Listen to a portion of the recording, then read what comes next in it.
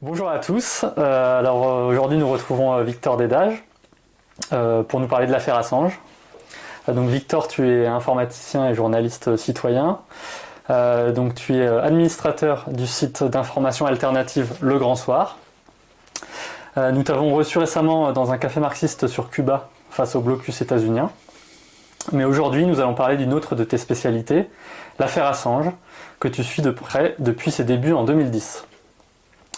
Tu es cofondateur du comité de défense de Julian Assange depuis quelques années et tu sillonnes la France pour nous ouvrir les yeux sur ce que signifie la persécution d'Assange pour notre droit à l'information, pour nos libertés fondamentales et plus généralement pour la justice et la démocratie.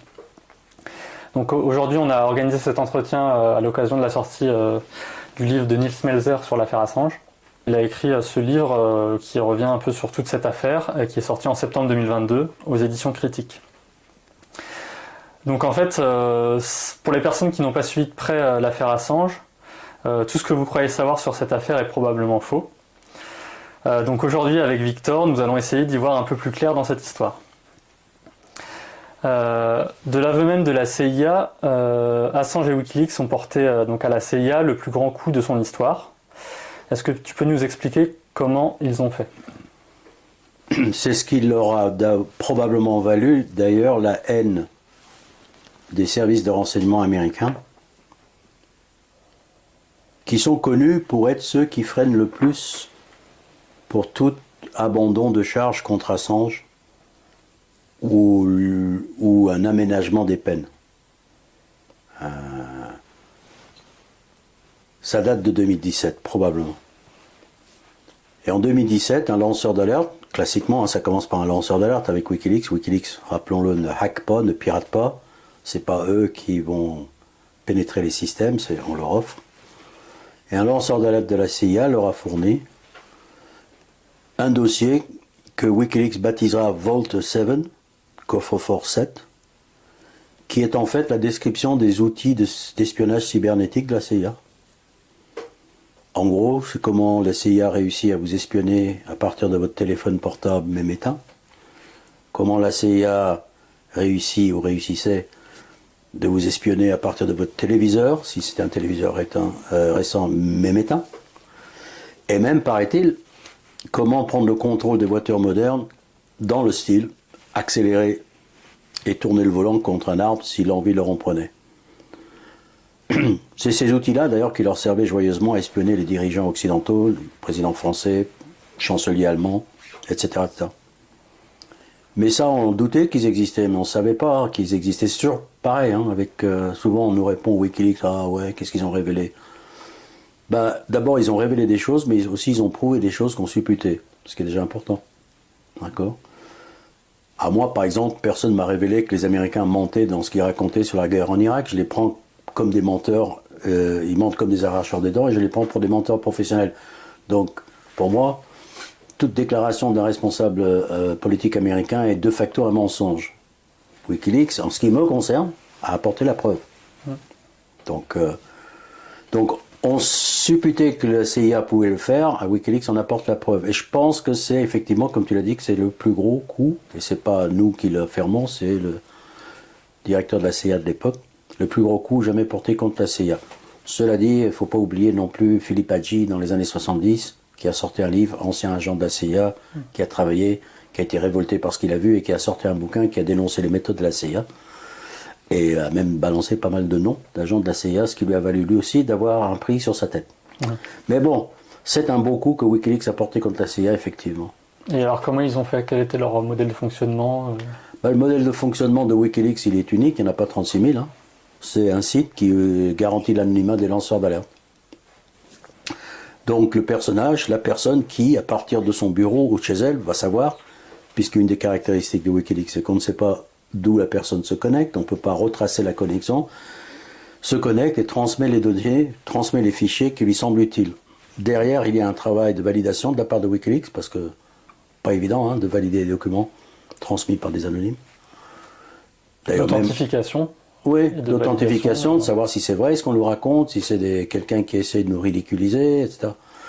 Mais bon, jusqu'à présent, la méthode a fonctionné. En 10 ans de fonctionnement, ils n'ont jamais été pris à défaut. Donc tout simplement comme ça, ils ont décidé de balancer les documents sur sur leur site.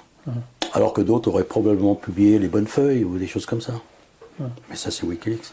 Et donc ils avaient un réseau aussi dans beaucoup de pays du monde de spécialistes et de journalistes dans Alors, moi je me réfère à ce que Julian Assange raconte, parce que je ne les ai jamais vus et je ne sais pas si leurs identités sont réellement connues. Il dit dans un de ses livres qu'il y avait une centaine de journalistes, un réseau informel de bénévoles, chargés justement d'authentifier les documents selon leur domaine d'expertise respectif. C'est quand on connaît bien un sujet qu'on peut éventuellement analyser le contenu et dire ça c'est du vrai, ça c'est vrai. Donc il doit y avoir des spécialistes en outils. Bon, j'allais presque dire que s'il y a un spécialiste en outils de cyberespionnage, c'est Julian Assange lui-même, et les potes de Wikileaks, je suis pas sûr qu'ils aient eu besoin de journalistes pour savoir si ce qu'on leur présentait c'était bien ça ou pas. Mais ça c'est la méthode, en 2 étapes. D'abord, on reçoit les documents de façon anonyme, en garantissant l'anonymat à celui qui les fournit. 2, on valide, authentifie le document avant de le publier. Ensuite, on décide si ce document est vrai, on décide s'il présente un intérêt pour le public. Il y a toujours ce facteur-là qu'il faut toujours prendre en compte. Wikileaks n'a jamais balancé les documents comme ça au hasard, tout ce qu'on lui donnait pourvu que, etc. Pourvu que ça. Donc il y a 2 critères pour être publié. Il faut que ce soit vrai et que ça présente un intérêt pour le grand public. Ok. Est-ce que tu peux revenir sur le contexte historique et politique qui voit l'émergence de Wikileaks ? Le moment précis où Julian Assange décide de créer Wikileaks, apparemment, d'après les témoignages, c'est lorsqu'il constate que les grandes manifestations contre l'invasion imminente de l'Irak par les États-Unis n'ont pas donné les résultats escomptés. C'est-à-dire que les plus grandes manifestations, je pense, enregistrées de l'histoire de l'humanité, des manifestations planétaires, n'ont rien donné, n'ont pas pu empêcher les guerres. Donc, lors d'une conversation retranscrite par un témoin de l'époque, en gros, si les manifestations ne suffisent pas pour arrêter les guerres, si les pétitions envers les politiciens ne suffisent pas à arrêter les guerres, qu'est-ce qui nous reste ? Et en réfléchissant, il dit, ce qui nous reste, c'est la vérité. Parce que les mensonges servant de déclencheurs des guerres, les guerres sont basées sur des mensonges, et Dieu sait si les mensonges nous ont été servis, pour ces guerres-là en particulier, eh bien, il part de l'idée que la paix peut être préservée par la vérité, tout simplement. C'est-à-dire faire l'inverse. Mais pour que la vérité puisse surgir, il fallait d'abord protéger les 10 heures de vérité. Hein, on se fait rarement punir, quand on est enfant, mais adulte, on se fait rarement punir pour avoir menti, apparemment, dans le monde moderne. Et aussi, c'est dans le lendemain, dans la sillage des événements du 11 septembre, tout ça logique. C'est-à-dire que les mensonges en question que Julian Assange et des millions de gens d'ailleurs constatés n'ont pas surgi de nulle part. Je ne dis pas qu'ils n'existaient pas avant, mais ils ont quand même été amplifiés par les fameux attentats du 11 septembre. Ce qui est pour moi le date de départ lorsqu'on raconte l'affaire Wikileaks, parce que c'est l'onde de choc du météorite qui est tombé sur la géopolitique française, et l'onde de choc s'est propagée, et c'est cette onde de choc-là dont on entend encore les échos aujourd'hui, les effets, et c'est ça, contre ça que Wikileaks. Alors les effets, lesquels sont-ils ? Moi j'en avais repéré de façon intuitive 4. Il se pourrait qu'il y en ait d'autres. Hein. Le premier effet, c'est une explosion des services de renseignement. Alors parfois je dis services de sécurité, armée et police. Police ça se voit peut-être moins, mais armée et services de renseignement, ah oui ça se voit. Une explosion en termes d'hommes et en termes de prérogatives, c'est-à-dire en termes de pouvoir. Au nom de la nouvelle guerre contre le terrorisme, déclarée mondialement par presque tous les États de la planète, les services de renseignement avaient un petit peu le rôle prépondérant pour nous sauver. Donc on leur accordait, on votait des lois, des pouvoirs, des pleins pouvoirs parfois, jusqu'au pouvoir de kidnapper des gens et de les mettre dans des prisons sans procès, sans avocat, sans rien. Et il y en a eu des dizaines de milliers, paraît-il, dans des trous noirs. Ensuite, il y a eu la propension des États et des pouvoirs en général, toujours comme excuse de la lutte pour la sécurité, alors contre le terrorisme ou pour des raisons de sécurité nationale, d'agir dans l'opacité. Ça, c'est une caractéristique qui devient de plus en plus généralisée. Alors, je ne dis pas que tous les pouvoirs étaient transparents avant, mais cette fois-ci, l'opacité est revendiquée.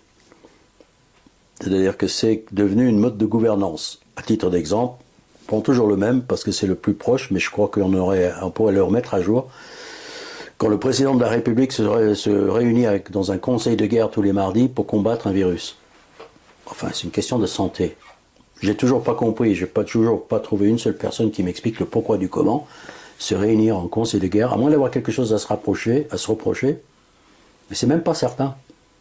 Je pense que c'est maintenant une sorte de pli intellectuel qui est pris.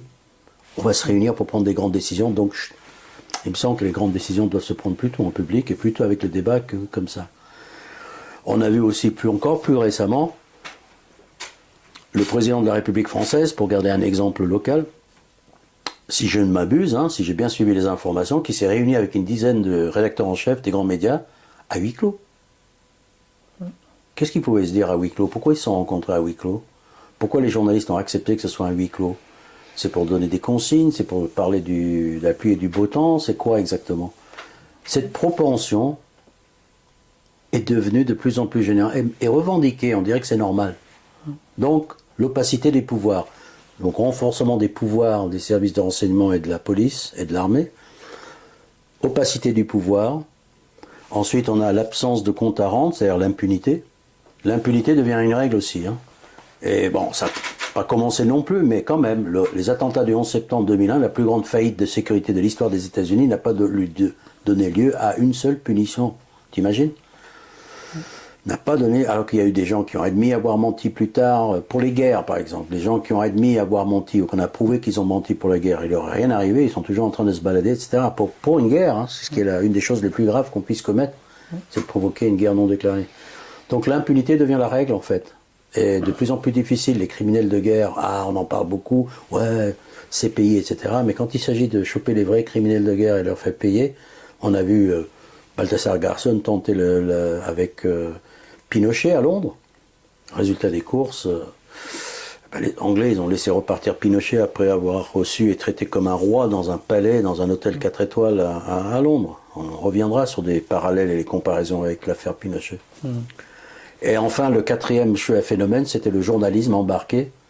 Ce journalisme qui ne faisait même plus semblant, qui tombait le masque et devenait le pourvoyeur, le convoyeur des propagandes pro-guerre planétaires.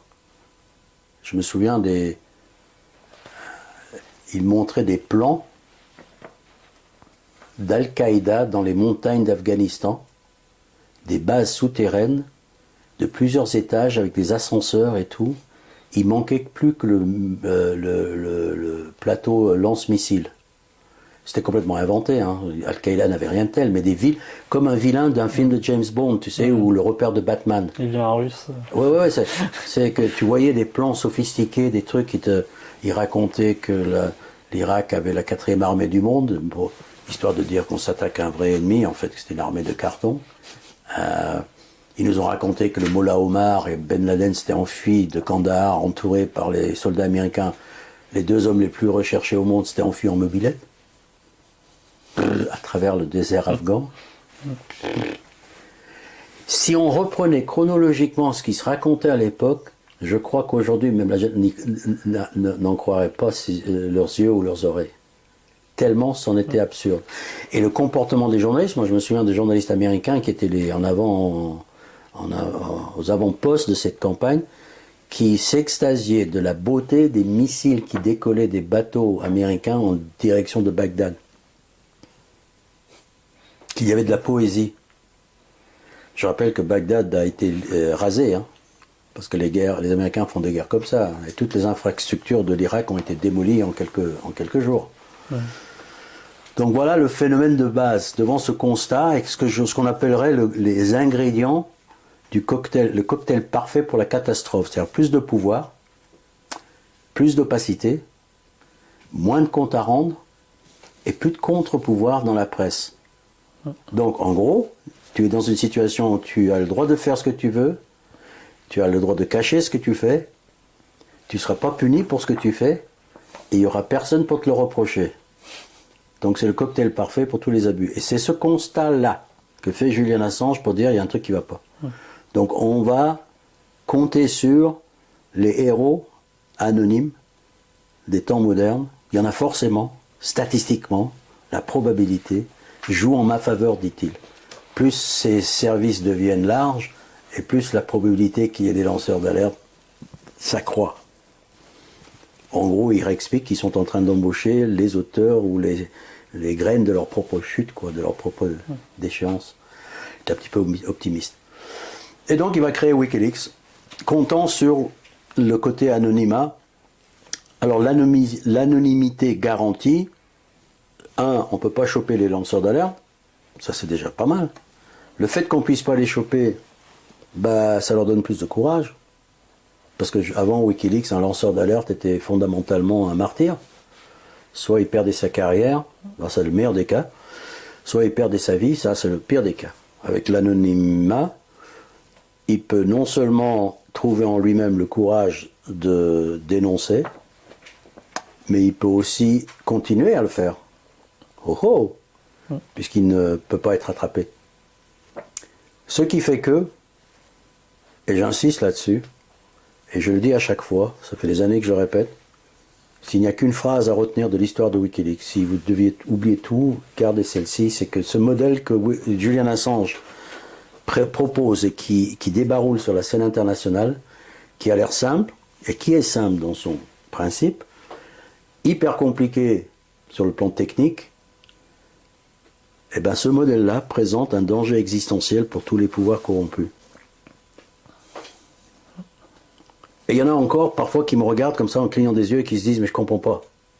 Donc je répète, un site qui garantit l'anonymat des gens qui sont au courant de crimes, qui peuvent les révéler, qu'on garantit l'authenticité du document et on ne sait pas qui l'a fait, qui a révélé le document, plus personne n'est à l'abri de quelqu'un à l'intérieur de son organisme, que ce soit l'armée, que ce soit la police, que ce soit les services secrets, que ce soit une entreprise ou une administration qui, devant un crime ou un délit, décide de le révéler au grand public. Et Wikileaks s'en charge. Preuve à l'appui. Preuve venant de l'intérieur du système. Ce qu'il faut que les gens comprennent, c'est que les accusations ne sont pas portées depuis l'extérieur vers l'entité. Parce que moi, je peux toujours dire, l'armée américaine a fait des crimes de guerre. Ouais, bon, c'est ton anti-américanisme primaire qui te fait parler. Non, c'est les documents même de l'armée américaine. Le plus drôle, c'est que les crimes en question sont des crimes, non pas selon ma jugeote, parce que peut-être qu'on n'a pas la même opinion sur ce qu'est un crime de guerre, mais ce sont des crimes de guerre, y compris selon la détermination de l'armée américaine. C'est-à-dire que c'est là où tu dis, j'ai un problème de corruption. Parce que si nous n'avions pas la définition d'un même crime de guerre, ça se deviendrait un jugement de valeur. Mais ce sont des crimes de guerre, y compris reconnus comme tels par l'armée américaine, puisqu'on parle de celle-là. Et c'est là que la corruption du système intervient, d'accord? Si tu n'avais et moi n'avions pas la même définition, je dirais que c'est un crime, et tu dirais non, pas dans mes règles à moi, c'est pas un crime. Donc, on serait pas d'accord, je pourrais te critiquer, mais je pourrais pas parler de corruption. On n'a pas le même point de vue. C'est raconter de l'intérieur, en fait. Voilà. Alors, c'est raconter de l'intérieur. C'est l'administration. Et parce que le système ne peut pas s'auto-corriger, parce que des crimes commis, ok, mais s'il y avait eu les comptes à rendre, les fameux comptes à rendre qui disparaissent, si les gens avaient eu des comptes à rendre, parce qu'ils avaient commis des crimes, non pas selon l'opinion de Julian Assange, mais bien selon l'opinion de l'armée américaine elle-même, le constat, il est que l'armée américaine, cette institution la plus puissante de la planète, n'a pas su, elle-même, tenir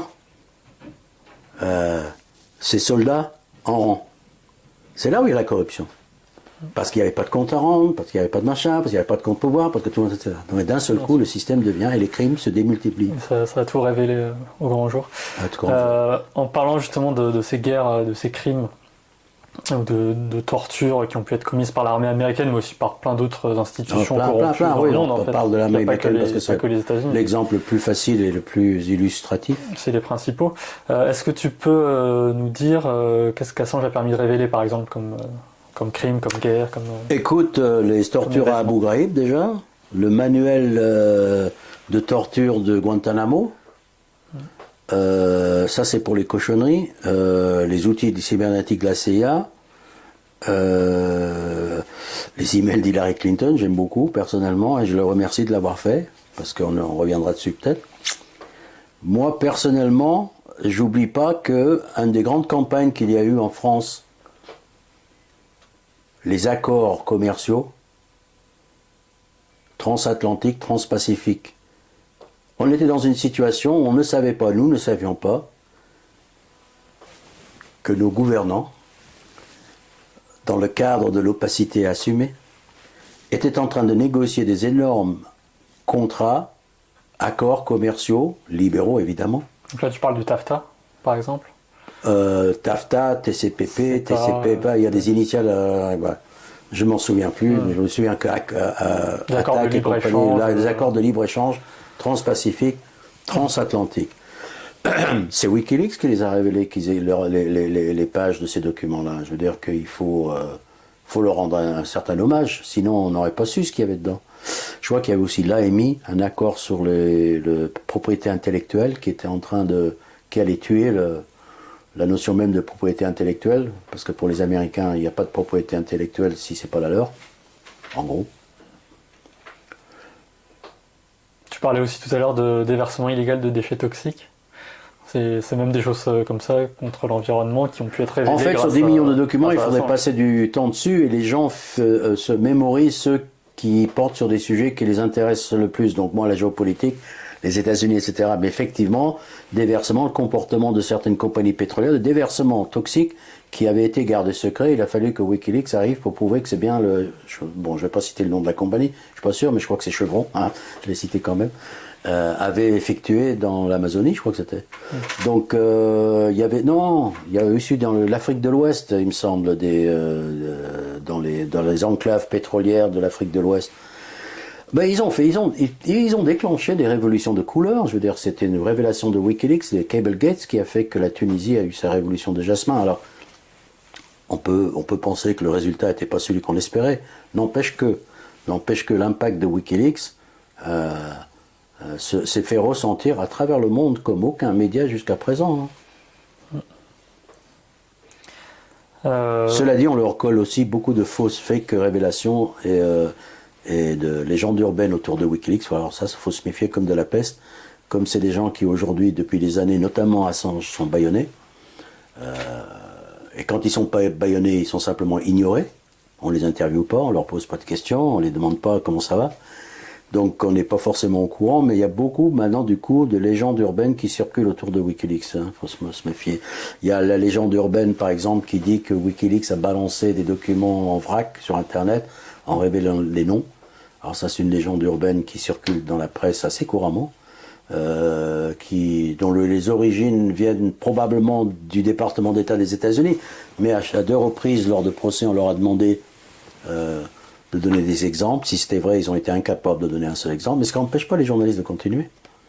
On les a accusés, par exemple, d'avoir balancé le Pizzagate, une théorie du complot, alors, complot ou pas selon quel côté, mais une histoire de réseau pédophile aux États-Unis qui tournait autour d'une pizzeria. Ça n'a rien à voir avec Wikileaks. J'ai lu aussi récemment un journaliste reprocher à Wikileaks d'avoir révélé le nom d'un homosexuel saoudien, ce qui a valu d'être arrêté.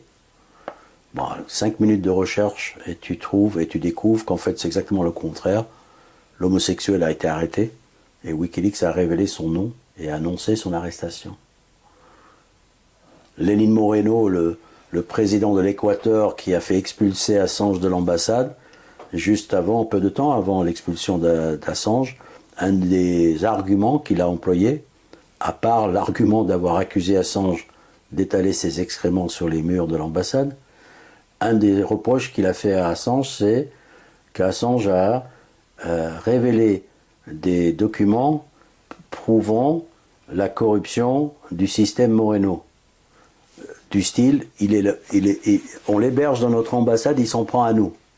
Le problème, c'est que c'est pas Wikileaks qui l'a publié. Ça, Wikileaks a simplement pointé du doigt et le lien vers une grosse fuite qui a eu lieu en Équateur. Et à contrario, ou encore pire, j'ai vu des vidéos sur Internet qui utiliser l'argument Wikileaks pour dire que l'homme n'avait jamais marché sur la Lune, enfin, ça part dans toutes les directions maintenant. Wikileaks est devenu, dans certains milieux, une sorte de attrape-tout.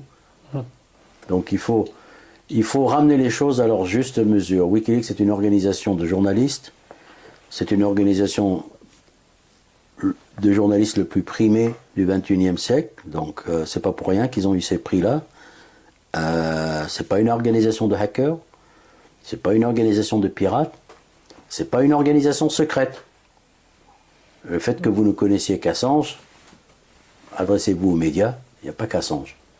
C'est une maison d'édition qui est basée à Reykjavik, qui a pignon sur rue, ce sont des héros là-bas,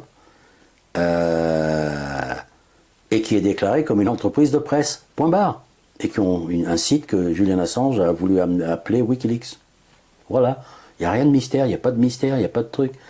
Et ils s'en sont pris à l'inventeur, si tu veux, la figure de proue de ce système. Et justement, du coup, donc, tu nous as bien expliqué en quoi Wikileaks était une menace pour les puissants. Existentielle. Une menace existentielle, parce qu'il révèle les rouages de ce système. Il y a des phrases comme ça, j'ai pesé chaque mot, et donc si tu en enlèves un, la balance s'effondre. Qu'il ait représenté une menace, une fourmi peut représenter une menace pour un soldat dans le désert irakien. La question, c'est le degré de menace. Donc dire que ça représente une menace, ça me fait ni chaud ni froid. J'insiste. Et eu égard aux moyens mis en œuvre, j'ai raison. Je revendique d'avoir raison. Une menace existentielle. Avant même que Wikileaks soit connu sur la scène publique, dès 2007, le Pentagone avait déjà commandité une enquête pour mesurer la dangerosité de Wikileaks. Wikileaks venait à peine de créer. C'est qu'il y a des gens intelligents chez ces... Eux, ils ont tout de suite vu qu'il y avait... Et nous, on était là, ouais, des fuites, des machins, un sorte de canard enchaîné, puissance 10, c'était que ça. Tu parles, Charles, ça n'avait rien à voir. Ils ont tout de suite senti le danger, quoi. Ils ont tout de suite flairé le danger, et ils n'ont pas tout de suite compris jusque danger. C'est quand ils l'ont vu la machinerie se mettre en route, le moteur Wikileaks commençait à tourner, non pas une fuite par-ci par-là qu'on arrive à étouffer comme ça avec un peu de... mais des centaines de milliers de documents, et non pas une fois tous les 10 ans comme le consortium de journalistes d'investigation, là, les rigolos là, du Panama Papers, mais toutes les semaines, tous les mois, chaque fois. Pourquoi croyez-vous que la presse a arrêté de parler des fuites de Wikileaks? Les gens me demandent, est-ce que Wikileaks existe encore? Mais enfin, après 2010, Wikileaks a publié enfin, celles qui m'intéressent le plus, les fameux Vault 7 et les emails d'Hillary Clinton, mais ils n'ont pas arrêté. Ils n'ont pas arrêté. Donc, menace existentielle, s'il te plaît. Tu peux choisir un autre mot, mais il ne faut pas dire que menace. Ça ne suffit pas. Parce que moi, je suis une menace envers les États-Unis, avec mon petit poing vengeur comme ça que je secoue sous leur nez. Mais elle est tellement petite, la menace, qu'il... Ce que tu expliques bien, c'est que globalement, les États-Unis et d'autres ont tout de suite compris le danger. Ça, oui. Et donc, qu'est-ce qu'ils ont fait assez rapidement? Ils se sont organisés pour... Parce qu'en 2010, Assange, c'était vraiment une star, quoi. Enfin, tout le monde, il était primé. Il était l'homme de l'année par le plus grand magazine hebdomadaire américain Time, il était l'homme de l'année pour le quotidien Le Monde, bref, c'était une rockstar et tout le monde ne parlait que de ça, des fuites, des machins, des trucs, parce qu'il y a eu l'Irak, il y a eu l'Afghanistan, les Cable Gates, tout ça grâce d'ailleurs au soldat Bradley Manning, devenu Chelsea Manning. Et tous les grands médias ont utilisé... Tous les grands médias, bien sûr. D'abord, ça leur faisait une source gratuite, parce que Wikileaks, d'abord, on a oublié de préciser que c'était gratuit, tout. Par contre, l'information récupérée par les grands médias et qu'ils vendaient n'était pas gratuite. Donc, eux, ils se sont fait beaucoup d'argent sur les plus grands scoops jamais réalisés. Ils ont écrit des bouquins, ils ont fait des films, ils n'ont jamais rien reversé, bien sûr, à Wikileaks. Donc tout de suite, en fait, d'abord, Julian Assange, submergé par le nombre de pièces de documents, parce qu'il avait beau être préparé, on ne s'attendait pas à recevoir en gros, en moyenne, tout cumulé, on va dire, comme ça, pour avoir un chiffre, 500 000 pages à lire, ça fait beaucoup de volume, ça, qui avait les vrais enjeux. Wikileaks était encore une jeune organisation, donc qui propose à la presse internationale une collaboration. Aidez-moi à filtrer, à choisir les documents qui devraient être présentés au public. Dites-moi ce que vous en pensez. La structure de Wikileaks n'y suffit pas. Donc la presse internationale et institutionnelle décide, s'accorde, flairant la source de pognon, je pense, se précipite et se réunit à Londres, au siège du Guardian, pour former un pool de journalistes qui effectivement, alors là, il y en a beaucoup qui racontent des tensions parce que les méthodes de travail de Julian Assange ne correspondaient pas aux intérêts de la grande presse, par exemple. Et contrairement à la légende, Julian Assange était très attentif à ne pas mettre des vies en danger. L'objectif de Wikileaks, c'était pas de balancer des noms, c'était de balancer des anomalies sur un système, dénoncer éventuellement un système. Et donc lui, il tenait absolument à ce que chaque document publié fasse l'objet d'une rédaction, contrôle, etc. Il avait même écrit un programme qui est super intelligent d'ailleurs, j'ai trouvé l'idée, c'est les idées bêtes, les idées simples, pardon, pas bêtes, les idées simples qui sont souvent les plus efficaces comme ça. C'est comment tu fais pour rédiger 90 000 documents sur la guerre en Irak pour éviter qu'il y ait des noms qui soient balancés dans la nature et qui soient... Oui, je sais pas moi. Et en fait, lui, il a eu l'idée, d'abord, je vais commencer par demander à un programme de supprimer ou de cacher tous les mots qui ne figurent pas dans un dictionnaire en anglais. Donc c'est des mots arabes. Probablement, puisqu'il s'agit de l'Irak. Donc c'est déjà probablement des noms. Et ensuite, parce que ça ne suffit pas. Parce que si tu dis, un tel, t'as barré son nom, virgule, maire de Bagdad, virgule, t'as pas besoin de son nom, tu sais qui c'est. Donc en plus, d'effacer toute référence à un bâtiment officiel, pour éviter de retrouver le poste des gens. C'est tellement vrai qu'en juillet 2011, il y a un article, et c'est ça qui est, tu vois, l'Internet n'oublie pas, et l'ordre chronologique. Dans des affaires complexes, il faut toujours reprendre. L'ordre chronologique ne ment pas. 11 juillet 2011. Un article de Julian Assange qu'on trouve dans le Sydney Morning Herald, le grand quotidien australien, à l'époque où il avait encore le droit d'écrire dedans, où Julian Assange est en train d'expliquer et de se plaindre du comportement de ce pool de presse qui pousse à la roue, qui cherche à avoir le scoop, autrement dit, qui se font une concurrence autour de lui, alors lui, il pensait qu'on allait faire un travail collaboratif. Et en fait, c'est parti en vrille, parce que les mecs collaboraient rien du tout. Le New York Times voulait sortir avant le Spiegel, qui voulait sortir avant El País, qui voulait sortir avant, etc. Et chacun avait sa façon de faire, chacun avait sa façon de voir, et Julian Assange ne répondant pas, n'oublie pas que le service était gratuit, parce qu'en plus, les mecs, il faut qu'ils soient gonflés pour... Et donc, il fait un article où il proteste, il les engueule, et j'oublierai jamais, il les traite comme, on dirait, des enfants dans une cour de récréation.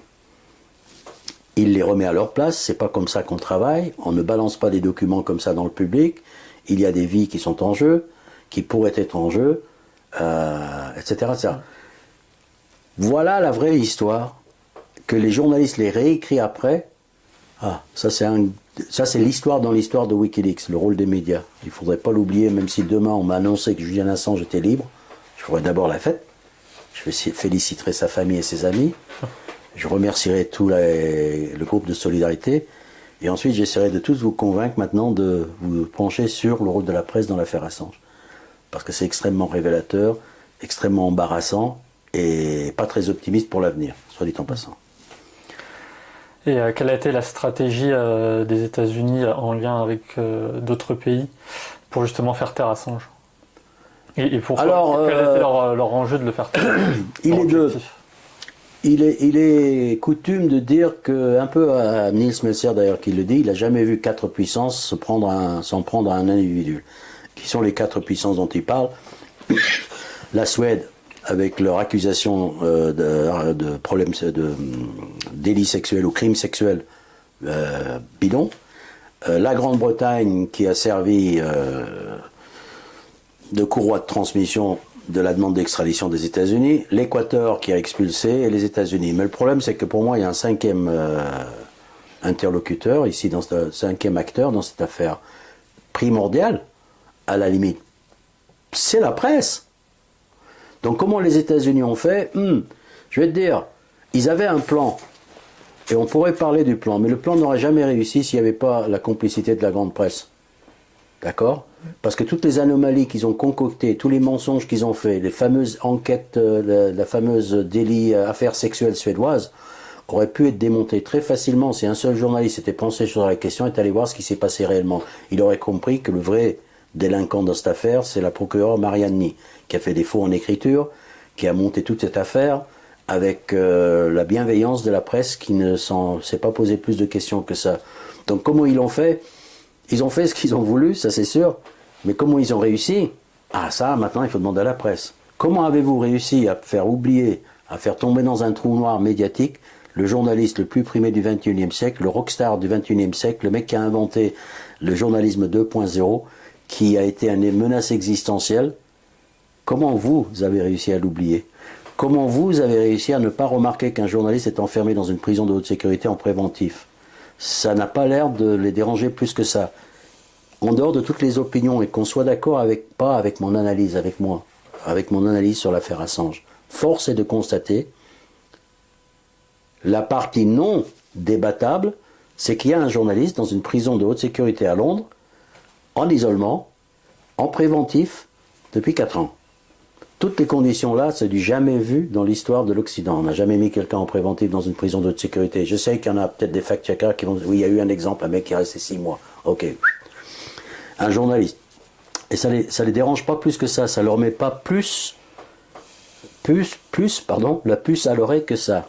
Ce simple fait, ça, s'ils étaient des vrais journalistes, parce que le journalisme c'est aussi flairer un peu les trucs qui vont pas, voir s'il y a une ficelle à tirer, voir s'il y a quelque chose derrière. Là, non. Non. Ça les choque pas. Donc moi je dis, et j'insiste là-dessus, parce que les États-Unis, c'est un peu comme la blague du scorpion qui veut traverser la rivière sur le dos de je sais plus qu'animal et qui promet de ne pas le piquer. Et au milieu de la rivière, le scorpion pique l'animal, puis ils coulent tous les deux. Et l'animal dit, mais pourquoi tu m'as piqué? Le scorpion dit, parce que je suis un scorpion. Tu vas pas demander aux États-Unis de respecter le droit international. C'est absurde. Tu ne vas pas demander aux États-Unis de respecter la liberté d'expression, le droit de savoir. C'est pas à eux, donc ils font ce qu'ils ont à faire. Ils voient une menace existentielle, ils mettent les moyens. Ils font un groupe de 120 agents pour traquer Julian Assange et Wikileaks. C'est plus que pour traquer Ben Laden, paraît-il. Hein. Tout le reste, le faux scandale, le faux mandat d'arrêt d'Mariani, l'arrestation complètement illégale de Julian Assange, tellement illégale que les Anglais ont dû changer la loi pour pas que ça se reproduise. D'accord? La fausse demande d'extradition, qui n'est pas une vraie demande d'extradition, on peut revenir dessus. Tout ça n'est possible que parce que les médias sont complices, c'est parce que les gens le croient. Le premier coupable dans l'affaire Assange, c'est les médias. Ils ont contribué à le démolir, à salir sa réputation. Ils ont contribué, ils ont en été. Ben, qui a démoli la réputation d'Assange? C'est pas Blinken ou je sais pas quel responsable politique américain. Il y a bien eu des articles.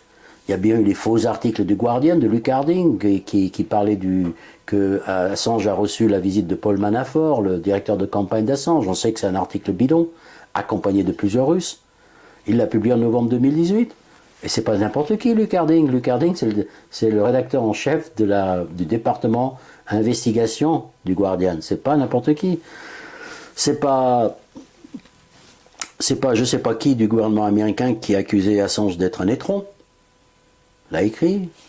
C'est pas toutes les campagnes de dénigrement, toutes les campagnes qui l'ont traité de narcissique ou Dieu sait quoi, il aurait eu mauvais caractère. T'imagines, le mec, il est poursuivi par 12 services de renseignement américains, 120 agents.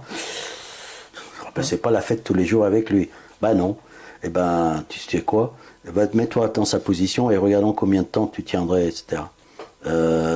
Tous les mensonges, toutes les raisons d'être, de faire que l'opinion publique se désintéresse de l'affaire, parce que c'est ça l'objectif numéro 1, number one de l'affaire, c'était ça, la campagne qui était prévue, c'est ça où ils ont échoué.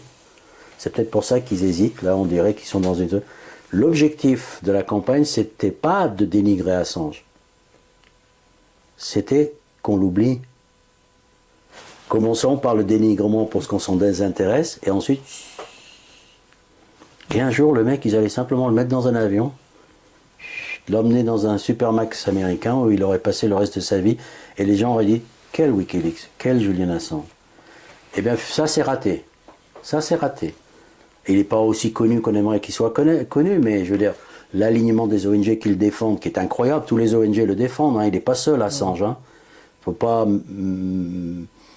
comprendre de travers ce que je dis. Il n'est pas seul, mais il a été isolé de toutes ces ONG, de tous ces syndicats de journalistes, de tout ce que tu peux compter comme défenseur de liberté des droits de l'homme et de la liberté d'expression, c'est phénoménal, le soutiennent. Et il y a un mur, pas de verre, non, un mur comme ça, entre ça, ce qui se passe, 7 chefs d'État, des milliers de journalistes ont signé les pétitions, des centaines de parlementaires à travers le monde le soutiennent, et vous n'en saurez rien. Il y a un mur. Des prix Nobel de la paix, il a été nominé 9 fois, enfin bref, on pourrait aller pendant des heures. Mais l'opinion publique, qui c'est Assange? Et l'objectif, c'est aussi de criminaliser le journalisme d'investigation. Ça se fait maintenant, idem, discrètement, sous le radar des médias. Si les journalistes, alors encore une fois, Victor, il a son opinion, machin truc, il délire parfois, ok. Mais on a vu quand même qu'il ne s'étonnait pas de la présence d'un journaliste dans une prison de haute sécurité en préventif et en isolement. Moi, je sens que ça sent pas bon, cette histoire, du point de vue de l'état intellectuel de la profession. Parlons des accusations américaines. C'est pas moi qui le dis. Moi, je suis pas journaliste, je suis pas légitimé pour... j'ai pas la légitimité pour dire ça. J'aurais une opinion. Mais tu crois que je vais sortir mon opinion personnelle, sortir de la cuisine pour défendre le plus grand journaliste de la planète? Non. Je vais me référer, je vais me rapporter aux opinions des autres journalistes d'investigation qui tous défendent Julian Assange. Eux, ils disent, les chefs d'inculpation des Américains, bien qu'ayant le titre ronflant de Espionnage Act, parce qu'il faut bien leur donner un titre, c'est comme ça que ça se passe, le document commence par un titre, l'important c'est quels sont les faits incriminés, les faits qu'on lui reproche. Si demain tu voles une pomme à l'étal, je pourrais dire tu as fait un acte d'espionnage. Comment ça? Oui, il a pris une pomme dans un étal et il s'est parti avec en courant. Et la première question qu'on se pose, c'est quel est le rapport entre le fait que je viens de décrire et l'espionnage? C'est la même chose dans les chefs d'inculpation. Les journalistes eux-mêmes disent ce qu'il y a là-dedans, c'est la description d'une de nos journées de travail. C'est pas moi qui le dis, je suis pas journaliste d'investigation. Je ne sais pas ce qu'ils font comme journée de travail. Donc je me réfère à des journalistes d'investigation qui disent les Américains viennent de décrire comme étant illégale une activité que je fais de façon routinière comme gagne-pain. Oh! Et de façon extraterritoriale, ça veut dire même pas aux États-Unis, ça veut dire n'importe où dans le monde. Apparemment. Et les Anglais sont d'accord. Voilà l'autre sonnette d'alarme qui a l'air, en fait, j'allais dire qu'il n'a l'air de choquer personne. En fait, ça choque ceux que ça concerne. Les journalistes d'investigation. Parce que les autres, on me pose souvent les questions, mais pourquoi ils ne se sentent pas visés, les autres journalistes? Ils ne sont pas visés parce qu'ils ne le sont pas. Ils ne se sentent pas concernés parce qu'ils ne le sont pas. Ils pourraient prétendre de l'être au nom de la solidarité interprofessionnelle. Mais là, déjà, je pense qu'il y a un malentendu sur ce qu'est la profession de journaliste. Il y a des journalistes, tout le monde est journaliste qui veut. Et surtout dans la profession. Le sens du mot a changé. Et parfois, moi, j'ai fait plus de reportages que la moyenne des journalistes dans les rédactions, qui se contentent de reprendre les dépêches d'agence et les reformuler. Et moi, on me dit, t'es pas un journaliste parce que t'as pas ta carte. Ouais, mais j'ai fait plus de journalisme que la plupart. Alors, il y a un malentendu. Si je puis me permettre, mais tu couperas au montage si ça te plaît pas, mais prenons les choses à la racine, comme les radicaux savent le faire. Est-ce qu'un mec qui présente le journal de 20 heures et qui lit un prompteur tous les jours et qui n'a jamais rien fait d'autre de sa vie, ou peut-être dans sa jeunesse il a écrit quelques articles, mais là, est-ce que c'est encore un journaliste? Il paraît que oui, il a une carte. Mais moi je dis que c'est un lecteur de prompteur. Et c'est pas de honte à faire ce métier, mais c'est un lecteur de prompteur, c'est pas un journaliste. Est-ce que des mecs qui interviewent des invités tous les matins à radio de 7h à 9h, et c'est tout ce qu'ils font? Ils écrivent jamais d'articles, ils font jamais d'analyse, ils font jamais d'enquête. Ils font juste interviewer les gens. C'est un journaliste. Ils sont appelés journalistes. Pour moi, c'est des intervieweurs. Il y a un problème de définition, en fait. Est-ce que les mecs qui écrivent comme ça, le coin sur une coude d'un bar, comme ça, avec une écharpe rouge, les Christophe Barbier, qui font apparemment, ils sont omniscients, et ils commentent l'actualité parce que ce sont des donneurs d'opinion, et ils commentent tout, c'est tout ce qu'ils font, commenter, comme s'ils savaient de quoi ils parlaient, n'importe quel sujet, hein. Que ce soit les retraites, que ce soit le machin, que ce soit la guerre, que ce soit les étoiles, que ce soit Dieu. C'est des commentateurs. Moi aussi, je suis un commentateur. Toi, tu es un commentateur. Tu vas au bistrot le soir, machin. Il y a 50 commentateurs autour du bar. Sauf que lui, il est devant la caméra, etc. Est-ce que c'est encore un journaliste? Quelle est la part de journalisme qui existe encore dans la profession? C'est-à-dire que dans la masse, où sont quelle quantité de bouts de chocolat de journalisme est-ce qu'il existe réellement? Pratiquement plus. C'est ça il y a un malentendu chez les gens. C'est qu'on leur dit que... Tu sais qu'on est en train de parler, et sérieusement dans certains milieux, que certains journaux parlent d'utiliser l'intelligence artificielle et se débarrasser des journalistes. Voilà où on en est. Un robot peut faire le travail de ce que fait le journaliste moyen aujourd'hui. Alors tant pis s'il y en a qui se sentent insultés, j'y peux rien. Il ne fallait pas faire l'école de journalisme, il fallait faire du journalisme, et pas les écoles formateurs de journalisme. Donc moi je suis allé sur le terrain au Nicaragua en pleine guerre. Il n'y avait pas un journaliste en vue, hein, y compris dans les années 80. Donc il y a un malentendu, une ambiguïté, et que ce soit ceux-là qui aujourd'hui refusent, pour la plupart, de qualifier Assange de journaliste. Écoute, ce que ce métier compte de gens valables, ils sont à la défense de Julian Assange. C'est-à-dire pas beaucoup, ce qui est la réponse indirecte à la question. Il n'y a pas vraiment de gens valables dans cette profession, au sens où je l'entends. Des gens de valeur, des gens d'honneur, des gens qui vont au secours d'un de leurs collègues, qui devraient être fiers, à la limite, même si j'étais un petit gras de papier dans un truc régional, je sais pas quoi, je serais fier, moi en tant que journaliste, de dire tiens, je fais partie des gens qui sont en train de le défendre. Mais non, c'est vraiment pas le cas. Hein. Il y a un informaticien à la retraite qui est devenu un peu la figure de défense d'Assange. Mais déjà ça, c'est une anomalie, mais aberrant. Je suis fier d'être là, mais c'est aberrant. C'est pas moi, c'est moi je devrais être comme vous en train de regarder quelqu'un de connu. Ouais, défend Assange. Et si on revient sur Assange, c'était pas un journaliste au départ, c'était un informaticien. Pas du tout, c'est un informaticien, tiens, comme le nom est australien comme moi, tiens. Un génie de l'informatique. Je suis un sorte d'Assange raté. et qui aurait pu être milliardaire en fait, parce qu'il était très doué. En fait, il était l'une des figures de proue, des figures éminentes du mouvement cypherpunk, les mouvements d'informaticiens de très haut niveau, qui sont généralement un peu comme ça, en dehors de la société, parce qu'il est un peu contestataire, qui pense que le citoyen a le droit de se protéger de la surveillance. Il a le droit à la vie privée.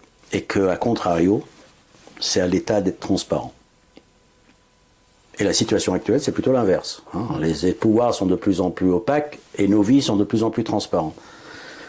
Donc, à part d'être un mouvement d'agitateurs, il y a aussi des génies d'informatique qui développent des outils pour nous offrir la possibilité de rester anonyme dans nos communications. D'accord? Anonyme ou crypté, quoi. Et ça, généralement, c'est une activité qualifiée d'illégale. Donc déjà, idéologiquement, Julian Assange et les cypherpunks se positionnent directement, déjà, rien que dans le concept idéologique, du côté du peuple. Parce que sinon, ils seraient embauchés par la CIA et la NSA, ils seraient en train de développer les outils pour nous espionner. Donc déjà, le début de leur vie commence mal. Mais pour pouvoir développer ces outils qui combattent quoi? Qui combattent les génies embauchés par la CIA et la NSA. Donc tu dois être à armes égales. Sinon, tu es juste en train de faire ton petit club tupperware avec des potes en rêvant de révolution. Donc pour que tu sois un vrai... il faut que tu sois au moins à leur niveau. Donc quand je dis que c'est un grand, c'est un grand. Donc il a des brevets qui font tourner l'Internet, il a inventé des systèmes pour protéger les ordinateurs des journalistes, les ordinateurs portables des journalistes. C'est le fondateur d'une des premières sociétés de fournisseurs accès à Internet en Australie, pour les foyers à revenus modestes, etc. Donc s'il avait voulu, il aurait suffi qu'il envoie son CV ou frappe à certaines portes, même pas, c'est les gens qui seraient venus frapper à sa porte à lui, il aurait pu finir sa vie comme milliardaire dans le Silicon Valley. Il a fait un autre choix. Il a fait un choix de l'altruisme, il a fait un choix de combattre les injustices, les inégalités. Il a fait tout de suite preuve encore une fois, témoignage de ces professeurs à l'université, qui témoignent dans le documentaire Ithaca. Tout de suite, une préoccupation pour les injustices, tout ce qui était injustice en fait. Et il fait une connexion que je trouve, mais c'est encore une fois la beauté de l'évidence. C'est que tant que tu l'as pas énoncé en des termes aussi clairs, aussi dialectiques, aussi charnels, aussi... tu dis, on ne peut pas combattre la justice dans l'ignorance. On ne peut pas combattre les injustices dans l'ignorance. Que la première étape de combattre une injustice, c'est de la connaître. Tout part de l'information. La démocratie, c'est l'information. Peuple mal informé prend de mauvaises décisions. Donc il y a une véritable dialectique dans son esprit qui s'opère entre information et démocratie. La vraie. Il dit d'ailleurs une phrase que j'aime beaucoup, que la mesure de la démocratie, c'est la quantité d'informations qui circulent librement. C'est un concept comme un autre, mais je trouve intéressant. C'est lorsqu'il n'y a pas d'entrave à la circulation de l'information et se s'entend pas qu'entre nous. De bas vers le haut, ça, il n'y a pas d'entrave, mais aussi de haut vers le bas. C'est quand il y a dialogue, quand tout le monde discute, quand on n'a rien à se cacher en fait. Sauf évidemment les choses qu'il faut avoir cachées. Les codes nucléaires, les choses comme ça. Mais quand on n'a rien à se cacher, au fond, sur le fonctionnement, sur ce qu'on fait, sur les décisions, les processus, etc., c'est une démocratie qui est saine. Quand on commence à cacher les choses, que tu sens que ça part en vrille, il y a quelque chose qui va pas. Il y avait donc, chez lui, tout était réuni pour qu'il devienne la figure de proue de ce combat des tendances post-11 septembre. C'était pas inscrit dans le ciel, j'ai tendance à dire, parce que je ne sais pas si le destin est à ce point marqué à l'avance, mais en tout cas, il avait tout pour cet intérêt maladif pour l'information, une connaissance encyclopédique, paraît-il, et pour avoir discuté avec des membres de sa famille, je me rends compte que ça doit être familial, de la géopolitique. Quand je dis encyclopédique, toutes les dates, et puis machin, tout l'incident dont je me souviens vaguement, ils vont te sortir le pourquoi et le comment et du quoi et quelle date. Un intérêt pour ces questions-là, la capacité technique d'agir sur la scène internationale. La création de Wikileaks a été, alors ce qui nous a trompés, si je puis dire, c'est parce qu'on a regardé le ciel, on a vu une petite étoile naître. Mais on n'a pas compris que c'était non pas une petite étoile, une gigantesque étoile, mais qu'on l'a regardée de très loin. On n'a pas compris ce qui se passait. Ouais, ça fait le buzz pendant une année. Tu te rends compte combien de gens peuvent se prétarguer d'avoir représenté une menace existentielle pour les États-Unis qui vont consacrer 120 ans. Combien d'organisations ont arrêté des guerres? Wikileaks l'a fait en Irak. Combien de non-manifestations, combien de militants aguerris, etc. Alors comment il a arrêté la guerre en Irak? Mais quand ils ont révélé les dossiers irakiens, parce que le gouvernement fantoche des Américains ne pouvait plus faire ce qu'ils faisaient jusqu'à présent. Parce que sais-tu que les Américains, pour intervenir en Irak, ils avaient un contrat avec le gouvernement irakien qui leur garantissait l'impunité en cas de crime.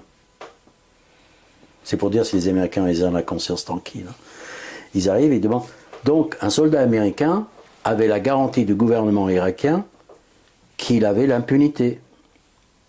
Bien, sous la pression de l'opinion publique irakienne, il ne pouvait plus. Et parce qu'il ne pouvait plus, les Américains ont dit, parce qu'on n'a plus l'impunité, on ne sort plus de nos casernes. Et du coup, cet informaticien de génie qui a permis de révéler plein d'affaires que le grand public. Je te fais dévier de ton plan, on est bon. Non, on est bon. J'essaie de me rattraper aux branches. Ouais, aux branches, Westiti, vas-y. C'est ça. Mais du coup, de quoi veut-on l'accuser en fait? Enfin, pourquoi tu parles souvent d'un procès kafkaïen, d'une mascarade juridique? Si on rentrait dans le détail, ça dure des heures. Tout dans cette affaire est anormal. C'est pas moi qui le dis encore, parce que parfois j'hésite ou je me dis je ne veux pas radoter. Mais je me dis en même temps, les gens se posent la question, mais c'est quoi sa légitimité à ce mec-là? C'est un informaticien, il va nous parler d'irrégularité juridique. Pas moi, je vous jure. Je ne suis plus rien, j'y connais rien. Enfin, je commence à connaître à force. Non, mais je commence à connaître à force de lire. Mais à l'origine, c'est pas moi qui ai tiré les sonnettes d'alarme. J'ai vu des juristes du monde entier, des avocats sortir des pièces, des articles incroyables. J'ai vu des associations d'avocats se mobiliser. C'est pas moi. C'est à quelque chose s'est passé. Il y a des gens qui ont été complètement affolés par ce qui était en train de se passer. Et plutôt des gens bien. D'accord? Donc moi je me contente de répéter avec modestement les propos en tirant des sonnettes d'alarme. Je pourrais dire, j'en sais rien, je crois bien qu'il y a quelque chose qui ne va pas, il me semble que c'est louche, mais je vous assure qu'il y a des gens derrière qui ont des opinions beaucoup plus précises sur la question. Sauf sur l'extraterritorialité, je suis assez branché là-dessus, assez pointu là-dessus. Donc de quoi il est accusé? Même la grande presse qui a travaillé avec lui, même lorsqu'ils prétendent le défendre, tout en continuant à l'appeler un lanceur d'alerte, c'est pour dire s'il y a encore du boulot. La phrase, alors bien sûr, il y a la vraie raison, la fausse raison, et puis les apparences. La vraie raison, ne l'oubliez jamais. Oubliez tout. La phrase qu'il ne fallait pas oublier, c'était laquelle? La menace existentielle. Exact. Si tu me demandes pourquoi Wikileaks, parce que ça représente une menace existentielle et parce qu'ils ont été arrivés à la conclusion que techniquement, ils n'arriveraient pas à le faire tomber. Parce que ça renaîtrait ailleurs, parce que... Hein. Donc déjà, voilà, tu veux savoir pourquoi, toi. Maintenant, tu me demandes comment. Ah, comment? D'accord? Parce qu'on est dans le comment, là, et pas dans le pourquoi. Hein, d'accord? Parce que pourquoi il n'est pas? Parce qu'il représentait une existence menacée. Maintenant, le comment. Ah ben le comment c'est très simple, donc par les moyens juridiques. Donc il faut garder un petit peu la façade, la crédibilité, histoire de pouvoir servir à la presse institutionnelle les petits bouts comme ça qui leur paraissent crédibles pour qu'ils puissent pour que tout paraît comme ça logique. Ils ne peuvent pas les accuser d'avoir publié des documents. Ça, les Américains l'ont compris tout de suite. Pourquoi? Parce qu'ils avaient deux journaux majeurs chez eux qui les avaient publiés les mêmes. Le Washington Post et le New York Times, les deux quotidiens intouchables aux États-Unis. Alors, à moins de faire un sort de deux poids, deux mesures qui n'est pas étranger à la nature des responsables américains, mais le faire avec autant de panache, autant de clarté, autant d'évidence, c'était quand même un peu gênant. Et il se pourrait qu'il y ait des juges américains, lors d'un procès en appel, qui diraient... Mais enfin, comment pouvez-vous accuser cette média-là, cette presse-là? D'ailleurs, parenthèse, Wikileaks est reconnu comme un organe de presse aux États-Unis. Procès à l'appui qu'ils ont gagné, etc. Parce qu'il y en a qui ont voulu dire, etc. Non, c'est pas un agent de renseignement. Donc, comment faire? Et ils ne savaient pas comment faire, en fait. Alors, évidemment, il y avait des plans occultes, etc., de buter le gars, de l'enlever, de le balancer d'un truc, etc. Donc, tous les plans sordides, ils ont été envisagés, ça c'est clair, net et précis. Difficile, l'homme de l'année. Alors ils vont trouver une sorte de faille spatio-temporelle. Le gars qui a sorti ça, ce qui est surprenant, c'est l'arrogance avec laquelle que c'est fait. C'est pas le mot arrogance, je cherche un autre mot. Bref, ils vont déterrer une loi de 1917 qui s'appelle le Espionnage Act, qui a été rédigé à l'époque en termes tellement vagues et qui a un effet de halo tellement... Effet de halo, tache d'encre.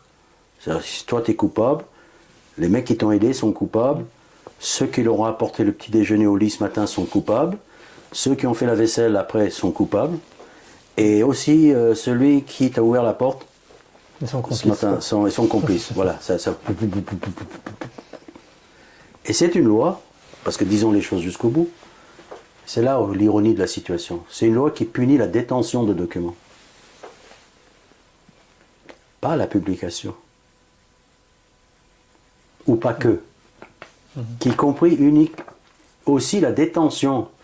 Autrement dit, même si Julian Assange n'avait jamais publié les documents, il aurait pu être poursuivi par la loi Espionnage Act de 1917. Par le simple fait de les avoir eus en sa possession, même s'il n'en avait rien fait. Donc, quand je dis que ce n'est pas à cause d'avoir publié, je persiste et signe. Ce n'est pas à cause d'avoir publié. Donc, ils vont se tortiller les méninges jusqu'à ce qu'ils trouvent comment l'attaquer. Ils ne peuvent pas lui reprocher ce qu'il a fait, puisque plein ont fait comme lui. Et ils vont trouver la faille de raisonnement et ils vont lui reprocher comment il l'a fait. Parce qu'il n'y a que lui qui l'a fait comme ça. Le New York Times, Washington Post, ils sont venus s'asseoir, on leur a donné le truc, ils sont partis. Alors là, ils montent tout un plan en disant, monsieur, votre organisation un peu louche, parce qu'ils jouent sur là-dessus, tu sais, Wikileaks, hackers, etc. Là, maintenant, on est en train de...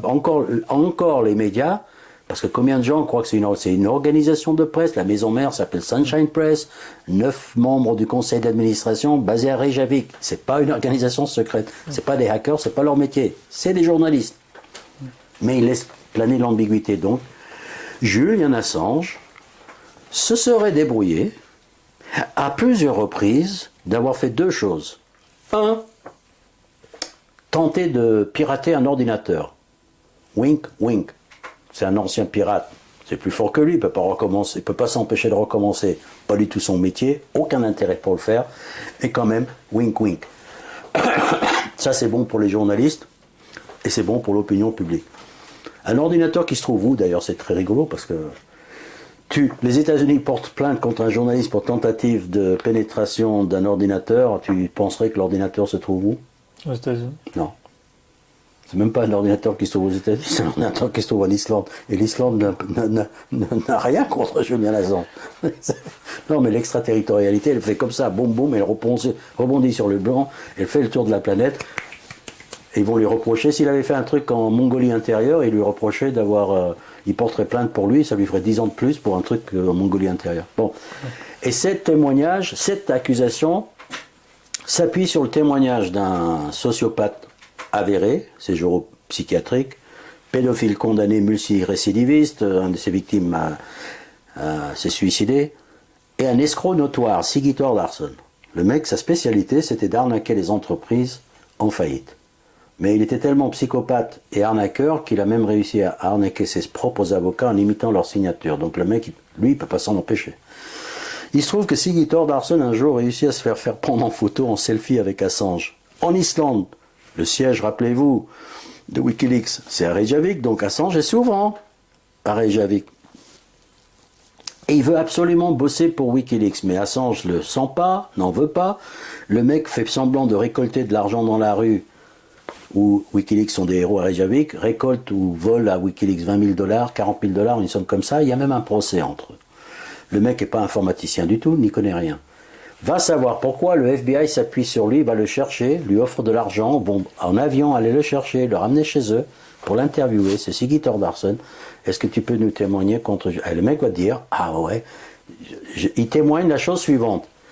Assange, Julian Assange, le éminent cypherpunk, aurait confié à Siggy Thordarson, qui ne sait même pas télécharger une vidéo de son téléphone à son PC, aurait confié à Siggy Thordarson, lui aurait demandé de pirater les ordinateurs de l'OTAN basés à Reykjavik.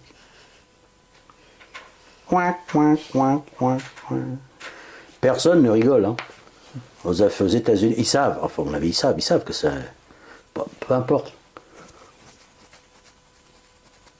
Mais l'affaire Assange ne s'arrête jamais dans ses rebondissements. Il y a toujours un truc plus rigolo que le truc précédent.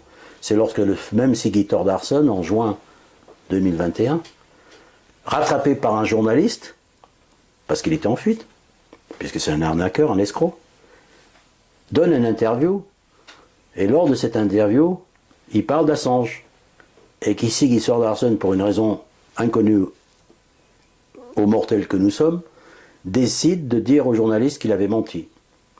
Chose que nous le savions tous, mais il avoue. Le journaliste se méfie évidemment parce qu'un psychopathe qui ment, est-ce qu'il ment quand il ment?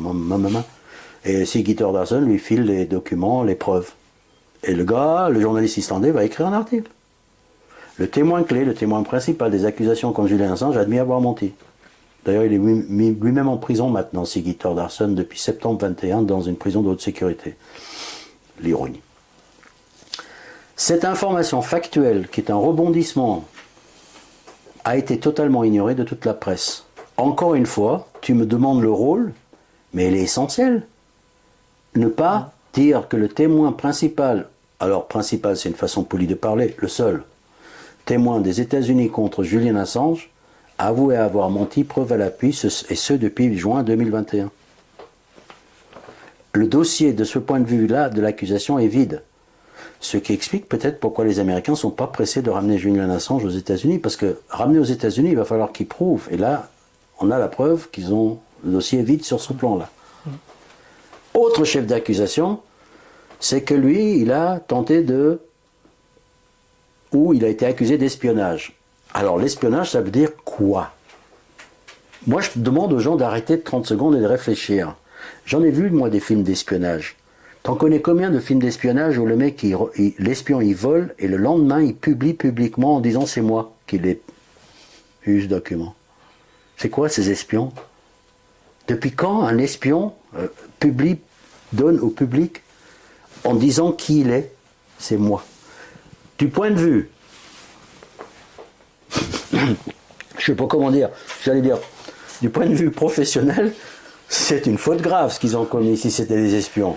C'est pas des bons espions. Et un film sur l'espionnage sur Wikileaks, il durerait pas longtemps, hein, il durerait 10 minutes. Il serait pas intéressant du tout, du tout, du tout, du tout. L'idée même qu'on puisse les accuser d'espionnage. Mais je comprends bien qu'on dit, mais on va dire qu'ils ont volé les documents. Ok, mais c'est pas de l'espionnage, ça. D'accord, c'est autre chose. À la limite, ils auraient volé. Mais ils n'ont pas volé, c'est pas leur boulot.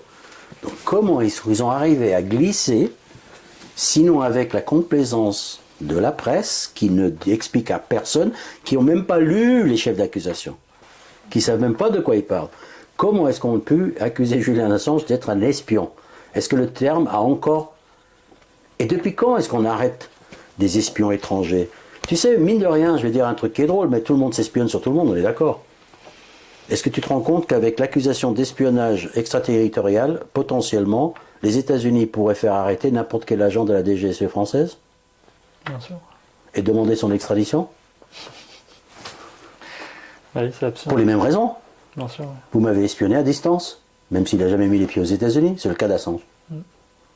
J'ai même tendance à dire, même qu'il aurait espionné, tu sais quoi? Normalement, le dossier est vide, parce que ça ne marche pas comme ça. La preuve, quand il y a eu les preuves d'espionnage contre Macron et sur notre... personne n'a porté plainte dans l'autre sens. Parce que l'extraterritorialité, elle ne marche pas dans ce sens-là. Parce que l'extraterritorialité n'est pas un aspect juridique, c'est un aspect politique. Et les rapports de force politiques font que si tu demandes à un Américain d'extrader le chef de la CIA, il te regarde dans les yeux, il explose de rire, il dit casse-toi. Mais s'il demande que tu lui amènes un journaliste qui l'a embêté et représente une menace existentielle, alors qu'il n'a rien à lui reprocher, mais ça fait rien, on va inventer un truc, l'Angleterre dit, mais oui monsieur, faut-il faire un paquet? Est-ce que c'est pour un cadeau? Et ils le font, avec bon cœur d'ailleurs. Et par rapport à ça, justement, on voit dans toute cette affaire, que ce soit les juges ou les procureurs en Suède, ou l'affaire, le procès en Angleterre, que bon, il y a plein de vices de forme. Ah, pardon. Il n'y a rien qui se passe normalement, quoi. Non, mais rien. Mais c'est pour ça que c'est sketch, en fait. Si quelqu'un passe 5 minutes dessus, même moi qui ne suis pas juriste, ni avocat, ni juge, ni quoi que ce soit, la dernière cours de droit que j'ai eu, c'était au BTS, c'était du droit sur le mariage. Donc ça m'a vachement servi dans ma carrière. Mais ce que je voulais dire dans les chefs d'inculpation, donc qualifiés d'espionnage, parce que bon, alors les trompettes, espionnage, et tout le monde, parce que cette figure mythique qui a été créée de hacker, organisation secrète, etc., ça présente une certaine logique. C'est une campagne qui a marché à merveille, cette campagne anti-Wikileaks. C'est pour ça qu'il faut l'examiner. C'est l'une des plus belles pièces de la collection. C'est un diamant brut qui a été magnifiquement taillé. Une pièce rare de collection. Tout et tous les angles, comme ça, elle brille de ses mille feux. C'est pour ça qu'il faut la voir.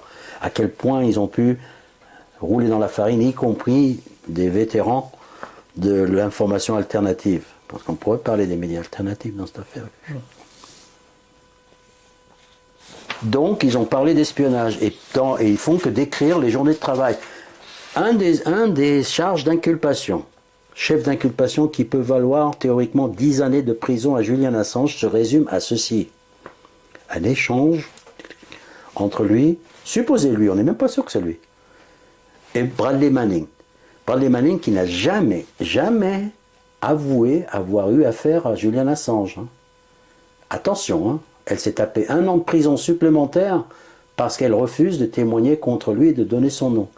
Et Julian Assange, si vous l'écoutez attentivement, n'a jamais dit que Bradley Manning était la source des fuites. Source présumée par la presse. Tout le monde est à peu près d'accord, mais eux-mêmes surveillent extrêmement bien leur langage et savent ce qu'ils sont en train de faire. Julian Assange n'a jamais dit Parce il ne connaît jamais ses sources. C'est les Américains qui lui ont dit que c'était sa source. Lui, il dit, je ne connais pas mes sources. Donc, et dans une conversation, un échange, donc je crois que c'est le chef d'inculpation numéro 4 ou 5, quelque part par là, il y a un échange entre Bradley Manning et Julian Assange. Je la résume et je la rephrase un peu, hein, parce que je ne me souviens pas par cœur, mais alors ce que je vous ai donné, c'était bien. Donc tu dis, ils sont en train de parler des fuites, des câbles gate, machin truc. Julian Assange, ah oui, très bien. Bradley Manning. Est-ce que ça vous intéresse d'en avoir d'autres? Julian Assange répond même pas oui. Il répond, faut voir. Faut voir. En fait, il a une expression un peu cryptique en anglais qui dit Curious eyes never run dry. Les yeux curieux ne s'assèchent jamais. C'est probablement, connaissant le loustic, une phrase tirée d'une chanson ou d'une poésie. Cet échange que je viens de vous décrire, c'est 4 phrases. Ça t'a plu? Ouais. T'en veux d'autres? Faut voir. 10 ans de prison. C'est considéré par les Américains, concrètement dans les chefs d'inculpation, comme un encouragement. Donc la participation au crime à cause de l'effet de capillarité de la loi d'espionnage 1917. Toute action ayant... Et détention, attention, c'est que même si Assange n'avait pas publié, donc quand on dit qu'il a été condamné pendant... Donc la raison vraie, c'est la menace existentielle. La raison médiatique, c'est pour avoir publié des documents classifiés. Classifiés, il n'aurait pas dû. Personne ne se pose la question que les documents classifiés révélaient des crimes et qu'aux États-Unis même, regarde. C'est pour ça qu'ils sont pas spécialement blindés avec cette affaire aux États-Unis. La loi américaine interdit de classifier des documents révélant des crimes. Ils ne sont pas cons. Enfin, ceux qui ont pondu la loi n'étaient pas trop cons. Donc déjà, leur dossier commence à... Le témoin... La vraie raison, c'est à cause de la menace existentielle de Wikileaks. Ensuite, le comment. Et dans le comment, il a la raison officieuse, celle qui est le plus répandue par les médias. C'est parce qu'il aurait publié des documents confidentiels. Et ça, c'est une légende urbaine. D'abord parce qu'on n'a jamais poursuivi un journaliste aux États-Unis pour avoir publié des documents confidentiels. Ensuite, parce que la confidentialité d'un document n'est pas à confondre avec secret défense. La confidentialité, c'est une mesure administrative prise par quelqu'un dans un bureau qui dit à ses collègues et à tout l'entité, boum, ne pas faire circuler. Et comme dit Assange, 99,9% des documents confidentiels le sont pour des raisons politiques et pas pour des raisons de sécurité. Tu sais combien il y a de documents classifiés par jour aux États-Unis? Allez, un chiffre. Non. 1,5 million. Tu vas me dire qu'il y a 1,5 million de documents qui circulent par jour de sécurité défense qui pourraient remettre en cause la sécurité des États-Unis. C'est juste une habitude. Cette fameuse habitude d'opacité, la boucle est bouclée. C'est parce que dans les bureaux et dans les administrations et les responsables, quand on ne sait pas, on classifie, on cache. C'est ça que ça veut dire. Classifier, c'est opacifier. C'est anti-transparence. Ça n'a rien à voir avec la sécurité et ça n'a rien à voir avec la sécurité d'État. C'est la machine à opacifier le pouvoir qui s'en prend à Assange. Parce qu'il ne tient pas compte de l'opacification. Il ne le respecte pas. Donc, il y a la vraie raison, menace existentielle. Il y a la raison crédible qu'on présente au public, qui apparemment a une logique et qui est complètement bidon dès qu'on gratte, c'est parce qu'il a publié des documents classifiés. Le officiel maintenant, parce que regarde les 3 couches de malentendu. Le officiel, c'est qu'il n'est pas accusé de ça. Il n'est pas accusé il est accusé officiellement par la procédure juridique d'espionnage. Comment il a obtenu les documents? Comment veux-tu expliquer l'affaire à Julian Assange qu'il y a au moins 3 niveaux d'incompréhension? Déjà qu'il y en a 1, c'est dur. Qu'il y en a 2, c'est impossible. Qu'il y en a 3, il faut qu'il y ait un mec comme moi en train de gesticuler devant un écran pendant des heures pour réussir à faire passer le message. Est-ce qu'il y a que moi qui ai compris ou quoi? Ou alors c'est peut-être moi le fou. Voir. Possible. Mais je crois pas. Et donc, Nils Melzer, dans l'enquête, ce qui l'intéresse, c'est les tortures que subit Assange. Oui. Et donc, il a, comme tu disais, il s'est appuyé sur des médecins pour prouver en fait que toute cette enquête, alors, en fait, les États-Unis font exprès que ça dure pour Bien sûr. La situation craquer, actuelle, comme je te l'ai dit, la situation actuelle leur convient parfaitement. Assange est bâillonné. Alors, Nils Melzer explique dans une interview que la torture psychologique a comme première caractéristique, c'est de ne pas laisser de traces. Enfin, elle laisse des traces, mais dans la tête. Qu'elle est normalement appliquée pour ne pas alerter son entourage. Qu'on ne sache pas, torture psychologique. Elle est appliquée soit pour obliger quelqu'un à dire ce qu'on veut lui faire dire, soit pour l'empêcher de parler. Mais dans le cas d'Assange, précise Nils Melzer, c'est pour donner une leçon, un avertissement à tous les autres. C'est sa conclusion, attention. Hein. L'affaire Assange, ce n'est même plus Assange. L'affaire Assange, c'est la figure sacrificielle dans l'affaire d'une lutte contre le droit de savoir et de tous ceux qui prétendraient transgresser les limites que tous les journalistes connaissent et ne traversent jamais. Ce qui n'était pas le cas de Wikileaks. Il a bien saisi les enjeux politiques de l'affaire, en fait. Il les révèle, Nils Melzer. Mais bien sûr qu'il est loin de moi. Il les révèle vraiment... Donc, les enjeux, oui, c'est ça, c'est qu'il sert de leçon. Et la leçon, plus elle dure longtemps, mieux les gens vont la retenir. Je crois. Il faut le tenir en vie, Assange, le plus longtemps possible. Pas la peine de l'amener aux États-Unis. C'est une théorie de ma part. Mais j'ai tendance à croire qu'ils n'ont aucun... Parce que leur dossier est vide et va s'écrouler. Ou alors il va falloir qu'ils appliquent autant de mauvaise foi et qu'ils obtiennent la complicité de toute la presse américaine comme ils l'ont obtenu en Europe. C'est pas dit. C'est pas dit que les Américains qui ont le premier amendement de la Constitution, la liberté d'expression, la liberté de la presse, avec la Bible, le bon Dieu et le port d'armes, pour eux c'est sacré. Donc il se pourrait que ça réveille des démons dans la presse américaine, je le sens, que intuitivement qu'ils sont pas vraiment. Pas forcément d'accord qu'il y ait un procès à Assange aux États-Unis. Ils font toujours les démarches au dernier moment. Quand tu es pressé, tu n'attends pas 8 mois, parce que si on te dit tu as le délai de 8 mois pour faire appel, et le mec il fait appel le 7e mois, plus 29 jours, à minuit moins quart, il dépose l'appel. T'avais pas l'air d'être pressé, mon pote. Ben non, mais tu comprends, il m'a fallu 7 mois pour rédiger un appel d'une affaire qui depuis 12 ans, et que, etc. Donc, non. Cette sensation qu'ils font traîner au maximum, peut-être dans l'espoir secret de le voir mourir en prison. Peut-être dans l'espoir secret que la solidarité va se retomber comme un soufflet. C'est exactement le contraire de ce qui se passe. C'est ce que j'avais prévu. J'avais dit que si on arrive à tirer cette affaire, à un moment donné, ils vont se trouver devant un problème. C'est qu'ils étaient partis pour le faire en toute discrétion. Ça va plus se passer en toute discrétion.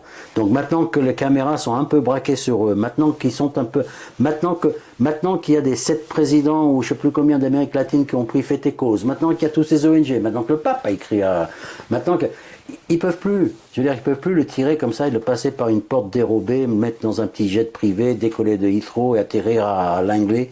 C'est plus comme.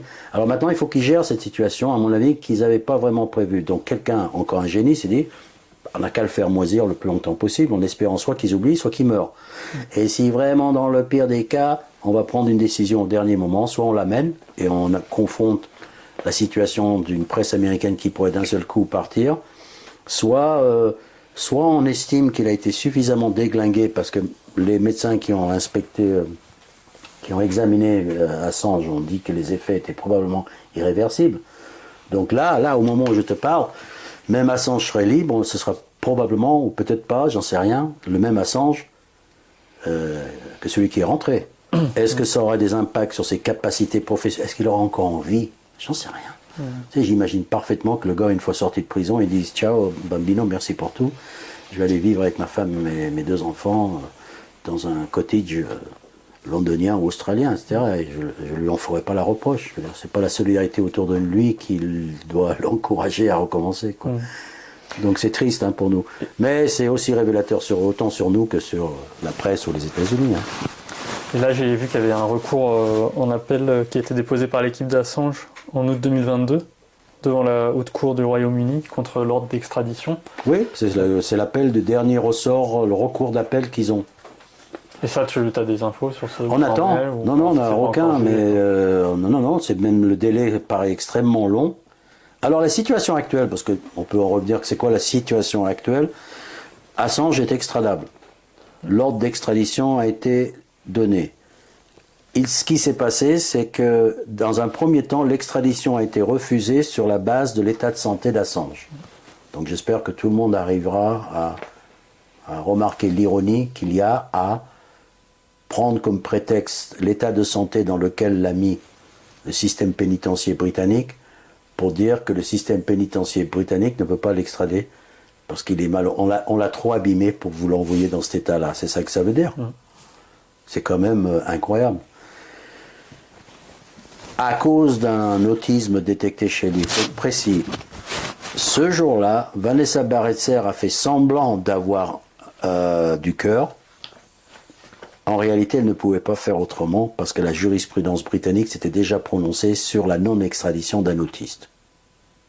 Et Vanessa Barretser, n'étant même pas juge à l'époque, mais une simple magistrate, comme disent les Anglais, ne pouvait en aucun cas aller à l'encontre de la jurisprudence. Quand je te dis que c'est un balai extrêmement bien réglé, l'affaire Assange, extrêmement bien réglé, et tout est dans le faux semblant.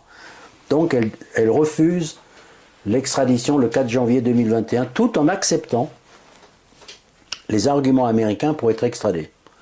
Alors, pause. Donc, les Anglais estiment qu'Assange est coupable. Mais non, nous sommes ici en face d'une demande d'extradition. Les Anglais ne cherchent pas à savoir si Assange est coupable. Ils cherchent uniquement à savoir s'il est extradable. Est-ce que les Américains ont des motifs suffisamment sérieux et graves pour demander ce qu'on envoie ce type-là pour être jugé là-bas? C'est là-bas qu'il sera jugé coupable ou innocent. Donc tout ce procès ne sert qu'à savoir s'il est extradable, s'il est accusé d'avoir commis quelque chose de suffisamment grave qui vaudrait une extradition. La réponse de la justice britannique a été oui sur tous les plans, même sur les éléments où le témoin principal a dit qu'il avait menti, preuve à l'appui, non recevable, l'information. C'est pas eux à juger, c'est les Américains de se débrouiller avec cette histoire de Siggy Thordarson. Eux, on sert juste à savoir si les accusations sont. Ce qui fait que la défense est compliquée pour la défense. Parce qu'ils ont beau dire, mais c'est pas vrai, il l'a pas fait. Les Britanniques disent, mais c'est pas ça le sujet. Puisqu'il y a un tribunal qui va vous juger. C'est à eux qu'il faut dire que c'est pas vrai. À nous, il faut dire, vous ne pouvez pas m'extrader à cause de ça. Donc c'est super compliqué en fait. Parce que c'est pas tellement le côté factuel. Alors bien sûr, si tu arrives à prouver qu'ils ont inventé de toutes pièces, ce qui est d'ailleurs arrivé aux Suédois, c'est pour ça qu'ils ont fermé leur affaire direct, parce que quand les Anglais leur ont demandé des preuves des viols, les Suédois ont dit on n'a rien. Et les Anglais ont pris ça comme excuse administrative de fermer définitivement l'affaire. C'est pas une question de date limite ou de trucs comme ça. Et donc c'est compliqué pour eux. Donc Vanessa Barretser, la justice britannique vient de criminaliser le journalisme d'investigation, puisqu'elle vient de considérer que faire un acte de journalisme d'investigation, nonobstant le fait qu'il l'ait fait ou pas, la description des faits, et les Britanniques ne sont pas en train de dire Assange est coupable de quoi que ce soit. La justice britannique est en train de dire ce que vous décrivez ici, c'est effectivement une activité criminelle. C'est ça qui fait sauter les plombs dans la tête des journalistes d'investigation. Même si Assange est innocent, hein. Même s'il gagne son procès aux États-Unis, ils viennent de déclarer que ce que vous faites là, c'est une activité criminelle. In petto, discrètement, sous la porte, comme ça, c'est glissé, c'est arrivé comme ça. Les Américains, ils ont fait appel de la décision, ils ont donné des trucs, ils ont gagné leur appel, et la défense a dit, ah ben nous, du coup, on fait appel des 17 chefs d'inculpation, c'est-à-dire les espionnages, tout ça, etc. Donc on attend la réponse de la haute cour. Ça n'en finit pas. Depuis, j'avais pas la date en tête, tu me dis août? J'ai noté 26 août. 2022. Ça fait combien de temps? On est au mois de mars, là, avril? 8 mois à peu près. Eh bien, figure-toi que 8 mois, j'avais noté que c'était un délai très courant dans les démarches. Alors, va savoir, peut-être qu'au moment même où on parle, il y a une décision qui va tomber, etc. Va savoir. Donc, en gros, la Haute Cour accepte, puisque les appels ne sont pas automatiques dans les procès d'extradition. Donc, soit elle accepte, au moins un des points, parce qu'il y en a 17, elle peut dire non, ça, ça, est-ce que c'est vraiment criminel? Je pense d'ailleurs que le chef d'inculpation numéro 4-5 dont je parle, où il y a un simple dialogue, je pense qu'un juge va dire on ne peut pas m'envoyer quelqu'un en extradition parce qu'il a échangé ces 4 phrases que je viens d'énoncer. Tu comprends? C'est sûr. Donc il suffit qu'il y ait un point qui soit pas... Et le procès repart, parce qu'il faut autre truc pour ce point-là. Mais s'ils disent que les 17 points sont un truc, il peut être dans un avion et tu peux l'emmener. Petite parenthèse, tu vas peut-être l'amener, mais je vais le dire là. Les éléments de langage de l'affaire Assange, ça fait au moins 20 fois qu'on a prononcé le mot extradition. Extradition. Envoyer quelqu'un vers un pays où il a été jugé pour effectuer sa peine, ou envoyer quelqu'un vers un pays où il a commis un crime pour être jugé. Extradition. Julian Assange n'a jamais été sous une juridiction américaine. Je sais, ça paraît bizarre aux gens, parce que les forces des éléments de langage sont tellement prégnants dans les esprits que les gens ils ont du mal à... Assange n'a jamais été sous une juridiction américaine. Il n'a donc jamais pu violer la loi américaine. Oui, mais il les a espionnés. Et si je t'espionne ici avec une télescope, et ils s'espionnent avec des satellites, et les services français espionnent les Américains, et si tu étais aux États-Unis, un Américain, tu es un traître. Pas la même chose. Tu es sous la juridiction américaine puisque tu es aux États-Unis. Ou si tu travailles dans une base militaire américaine ou dans une ambassade militaire. Mais si tu es un Français, ils peuvent attendre que tu arrives là-bas et te choper, hein. Mais ici, comment tu fais? On en revient à l'extraterritorialité dont tu parlais. Et je vais y venir, parce que cette affaire, en plus, il y a eu non seulement la criminalisation de la journaliste d'investigation, mais appliquée de façon extraterritoriale. C'est-à-dire que potentiellement, c'est pas la Grande-Bretagne qui vient de... Enfin, si, la Grande-Bretagne vient de criminaliser. Mais elle est criminalisable partout dans le monde. Puisque les Américains peuvent ensuite, et d'autres pays, les imiter, parce qu'il y a toujours l'exemple. Hein, comment tu te fais, moi je ne fais pas. N'importe quel pays pourrait n'importe où, et se targuer d'avoir le même droit, etc., de faire arrêter dans un pays ami un journaliste qui aurait fait un simple travail d'investigation, parce que le journal d'investigation est criminalisé, et que c'est fait de façon extraterritoriale. Ce qui est totalement contraire au droit international. Qui est complètement... L'extraterritorialité n'est pas un concept, et je me bagarre. Alors s'il y a un truc, je dis je suis pas avocat, etc., mais alors il ne faut plus me la jouer, parce que la force des trucs... Il y a une citation chinoise, le poisson ne connaît pas la véritable nature de l'eau. Et à un moment donné, je pense qu'il y a même les professionnels comme ça, ils perdent un peu la boussole. L'idée qu'une loi américaine puisse s'appliquer ici, en France, elle est absurde. Sauf dans le cas où la France passe un accord et dit effectivement. Mais ça s'appelle un accord bilatéral, c'est pas une extraterritorialité. Admettons que l'extraterritorialité ait un sens juridique. Comment Julian Assange pouvait savoir que la loi de 1917 avait un caractère extraterritorial, puisque les Américains l'ont décidé après que Julian Assange ait commis le crime? C'est comme ça que ça marche maintenant? Toi, tu es là dans ton coin, de l'autre côté de l'Atlantique, tu fais plein de trucs comme ça, tu fais des galipettes, tu machin, tu mets ta vie, tu es heureux. Et moi, d'un seul coup, je dis, au fait, j'ai oublié de te dire que tu vois cette loi-là, laquelle? Parce que nul est censé ignorer la loi, même l'américaine maintenant. Tu as la française puis l'américaine. Celle-là, là, qu'est-ce qu'elle a? Ben, elle s'applique à toi. Depuis quand? Maintenant. Mais ce qu'on me reproche, c'était avant. Pas grave. Elle s'applique quand même maintenant à toi. Parce que la loi elle n'avait pas de caractère extraterritorial. Jusqu'où l'absurdité va. Maintenant, ça c'est la version civilisée. Il y a l'autre qui dit, j'en ai rien à foutre, je sors ça comme je veux, et j'applique l'extraterritorialité. Tu pourrais me dire, mais de quoi tu te mêles? Depuis quand une loi américaine ça... Et lesquelles? Non seulement c'est lesquelles, mais regarde que les Américains, ils refusent. Ils ont déjà annoncé qu'Assange ne bénéficiait pas de la protection du premier amendement des journalistes. Pourquoi? Disent-ils. Pourquoi Assange? Parce qu'il n'est pas américain. Attends, il n'est pas américain, donc il ne bénéficie pas de le premier amendement de la Constitution, mais il est concerné par la loi de 1917 espionnage De façon rétroactive. de façon rétroactive et extraterritoriale. Et puis, c'est un show de théâtre, il n'y a rien. Et la complicité qu'il faut avoir, ou l'aveuglement, la quantité d'angles morts, les mecs, il n'y a même pas d'angles morts, ils n'ont même pas de rétroviseur là en ce moment, les journalistes. C'est même pas des angles morts, ils sont éblouis par les phares, ils sont de l'autre côté du truc. La complicité dans le système, l'appareil judiciaire britannique, parce que les Britanniques auraient pu dire aux Américains non. Et récemment, Ce qui me fait dire, pardon, Vas-y. et je finis là-dessus, parce que autre idée importante, la menace existentielle, s'il te plaît, faut pas l'oublier. L'autre, ce n'est pas une extradition, c'est un enlèvement déguisé, avec un vernis juridique.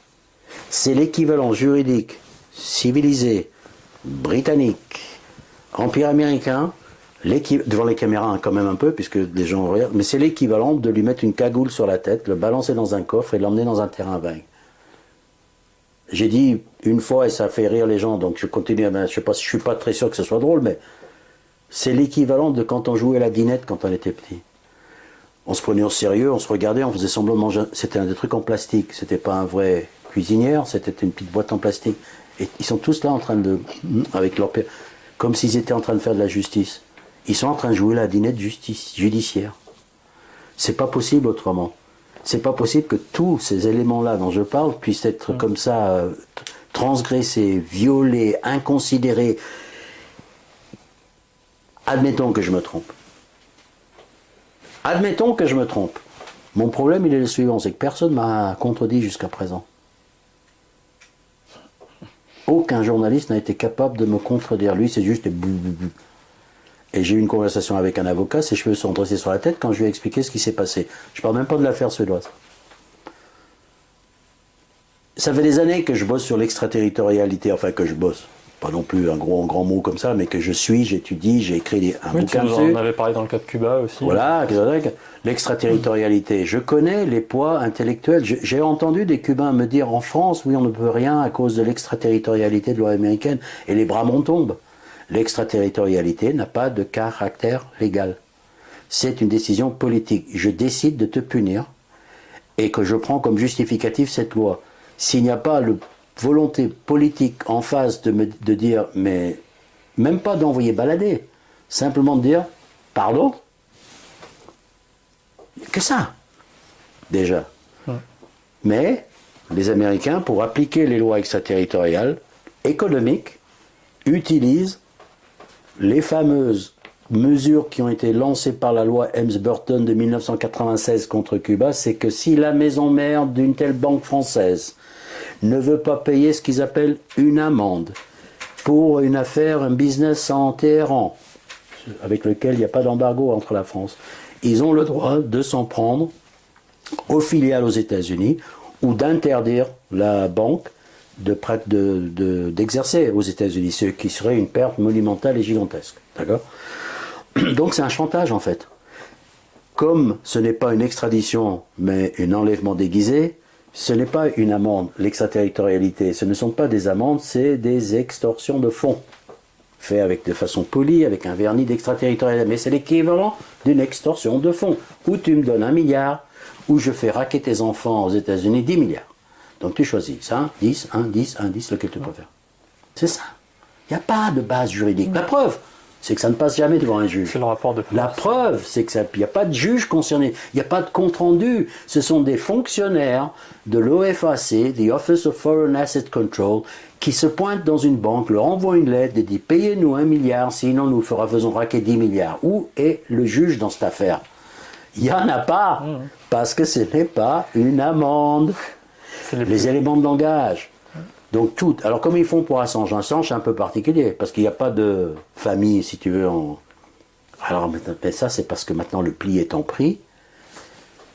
Comme deux instruments qui se mettent en vibration à distance, à un moment donné, ils se mettent en diapason. L'impérialisme britannique, l'impérialisme américain, la plus grande menace existentielle du moment. Ils entrent en résonance. Ils entrent en résonance, on est d'accord. D'ailleurs, il y en a qui m'ont dit, c'est le père Shipton, qui m'a dit, mais les Britanniques sont encore plus cruels dans cette affaire que ce que les demandent les Américains. Ils vont au-delà des desiderata du maître américain. Parce que n'oublie pas que ça a été un empire, n'oublie pas qu'ils ont été cruels. Il y a des fonds, ces gens-là, les Lady Arbuthnot, qui président le vrai procès Assange. Pas Vanessa Barretzer, cette gonzesse là, il n'y avait aucune photo sur internet, elle n'était même pas juge, elle était magistrate. On avait du temps à comprendre. Ils ont été carrément maîtres devant les caméras. Tu sais, les marionnettes dans lesquelles une chaussette là. Vanessa Barretzer, tout le monde l'appelait juge. La vraie juge, elle était dans les coulisses pour pas se faire voir. Lady Arbuthnot, dont le mari et le fils ont été dénoncés par Wikileaks. Comment tu peux faire plus conflit d'intérêt que ça? T'imagines comme c'est passé comme une lettre à la poste? Et c'est un informaticien à la retraite qui est obligé de sonner les télé. Il n'y a pas un seul journaliste qui fait. D'ailleurs, il y a un moment aussi où je crois qu'elle avait les conclusions déjà dans son ordinateur. Ça, c'était Vanessa Barretzer. Vanessa Barretzer, c'est comme ça qu'elle se comportait. D'après les journalistes comme John Pilger, ça fait partie de la torture psychologique. Le montrer à l'accusé que tout ce qu'il pourra dire n'a aucune importance. Ça ne changera pas les conclusions de. Non, ça ne changera rien. Il y a une façon élégante de lui insuffler un sentiment d'impuissance supplémentaire. Et Vanessa Barretzer, d'ailleurs, a été nommée juge après le procès Assange. Ce qui prouve qu'elle n'était pas avant. Tu parlais tout à l'heure du rôle des médias. Non, pardon, et donc l'Arbuthnot, encore, Lady Arbuthnot. Le conflit d'intérêt est tel, le système semble verrouillé à tel point que l'idée même que Julian Assange est en train d'être jugé par des juges impartiaux est idiot. La vraie image qu'il faut avoir dans la tête, menace existentielle, répression féroce, tentative d'enlèvement à un juge, il a été pris dans les mâchoires de l'ennemi qu'il a dénoncé. On est clair là-dessus? Julian Assange n'a aucune chance parce qu'il vient d'être coincé par ceux-là même qu'il visait et ceux-là même qui le haïssaient. Il serait dans un tribunal en Italie, il serait dans un tribunal au Botswana, il n'aurait pas passé plus de 3 jours en prison, si même il en avait passé. Il s'en est pris aux empires, et pas qu'américains, mais le jour où le marteau est tombé dessus, il était à Londres, et s'il y a un endroit où il ne fallait pas être dans un combat anti-impérialiste, c'est ni à Washington, ni à Londres. L'Empire s'est réveillé, l'Empire britannique s'est réveillé juste le temps de faire payer à ce coulis de l'information qui a nargué l'Empire. C'est l'équivalent idéologique d'une guerre des boxeurs, de guerre de l'opium, la machine s'est remise en route juste pour lui. C'est comme dans le bon vieux temps. Mais on n'a pas envoyé des galions contre l'Espagne, on n'a pas... Tu comprends ce que je veux dire? Dans ma tête à moi, je le vois comme ça. L'Empire, c'est les lords, les machins, un truc. Et c'est lui qui en est la victime expiatoire de l'Empire qui s'est remis en marche. La haine. Alors, bien sûr, Victor, t'es lyrique, tu racontes n'importe quoi. Excusez-moi. Parenthèse, j'insiste là-dessus, parce que c'est les détails qui tuent. Parce que moi, mes conclusions, à la limite, si vous voulez, jetez-les à la poubelle, bon, fiche-moi. Mais les détails qui tuent. Julian Assange, à chaque apparition dans une audience, est de plus en plus mal en point. On démarre, il ne se souvient pas de sa date de naissance. Dernière apparition, l'appel en question, où il fait une mini-attaque AVC. Ok. Situation, il est en préventif, au bon soin du système carcéral britannique. Aucun juge ne se pose la question, qu'est-ce qu'il est arrivé à l'accusé? On n'est pas dans un cas de comparution immédiate de 2 mecs qui se sont battus dans la rue, on est d'accord, qui arriveraient avec la tête couverte de pansements. Vrai? Bon, ok. Comment ça se fait qu'il n'y en a pas un seul juge qui lève un sourcil en disant « Mais c'est quoi l'état dans lequel vous m'emmenez l'accusé? Comment ça se fait qu'il n'arrive pas à parler? Pourquoi il ne se souvient pas de son nom, sa date de naissance? Pourquoi il fait une mini-attaque? Il fait une mini-attaque en WC, la séance n'est même pas interrompue. Dans quel état d'esprit faut-il être pour être aveugle à ça? C'est à partir de ça, ce détail concret, que je parle dans mon délire empire. C'est pas le contraire, je suis pas en train de m'en prendre, l'empire, regarde. Non, non. C'est parce que ce détail-là m'a fait réfléchir. Mais comment ça se fait? Comment c'est possible? Quel doit être l'esprit de ces hommes perruqués, là, machin truc, pour qu'un gars, il ne le voit même pas, parce que je suis persuadé. Enfin, je me demande s'ils sont là en train de ricaner intérieurement, ou c'est juste que ça leur échappe. Un peu comme tu lis les vieux numéros d'illustration au truc, il n'y a pas si longtemps comme ça. Ils mettaient des noirs dans des zoos et il y avait des gens très bien habillés comme ça qui se faisaient prendre en photo. J'ai vu ça récemment, j'ai dit putain, c'est pas si vieux que ça que nous faisions ça ici en Occident. Et il y a quelque chose de cette teneur dans l'affaire Assange, je trouve. Et c'est lui qui est évidemment le mec dans la cage, etc. Les mecs, ils voient même pas. Si ça se trouve, ils sont persuadés qu'ils sont en train de... Oui, ils ont tellement intégré cette... Mais ils ont tellement intégré qui il est. Je pense que Ben Laden, il l'aurait mieux traité que lui. Et d'ailleurs, puisqu'on en parlait tout à l'heure, Pinochet, qui était responsable de crimes de sang, de crimes contre l'humanité, accusé d'eux, lui, il a été mis dans un hôtel 4 étoiles, soigné, et ils l'ont renvoyé chez lui à cause de son état de santé. Ils n'ont pas laissé les Espagnols faire appel. Ils ont dit, ah, tu peux rentrer chez toi, t'es un salaud, t'es un assassin, mais t'es pas en bonne santé, donc tu peux rentrer chez toi.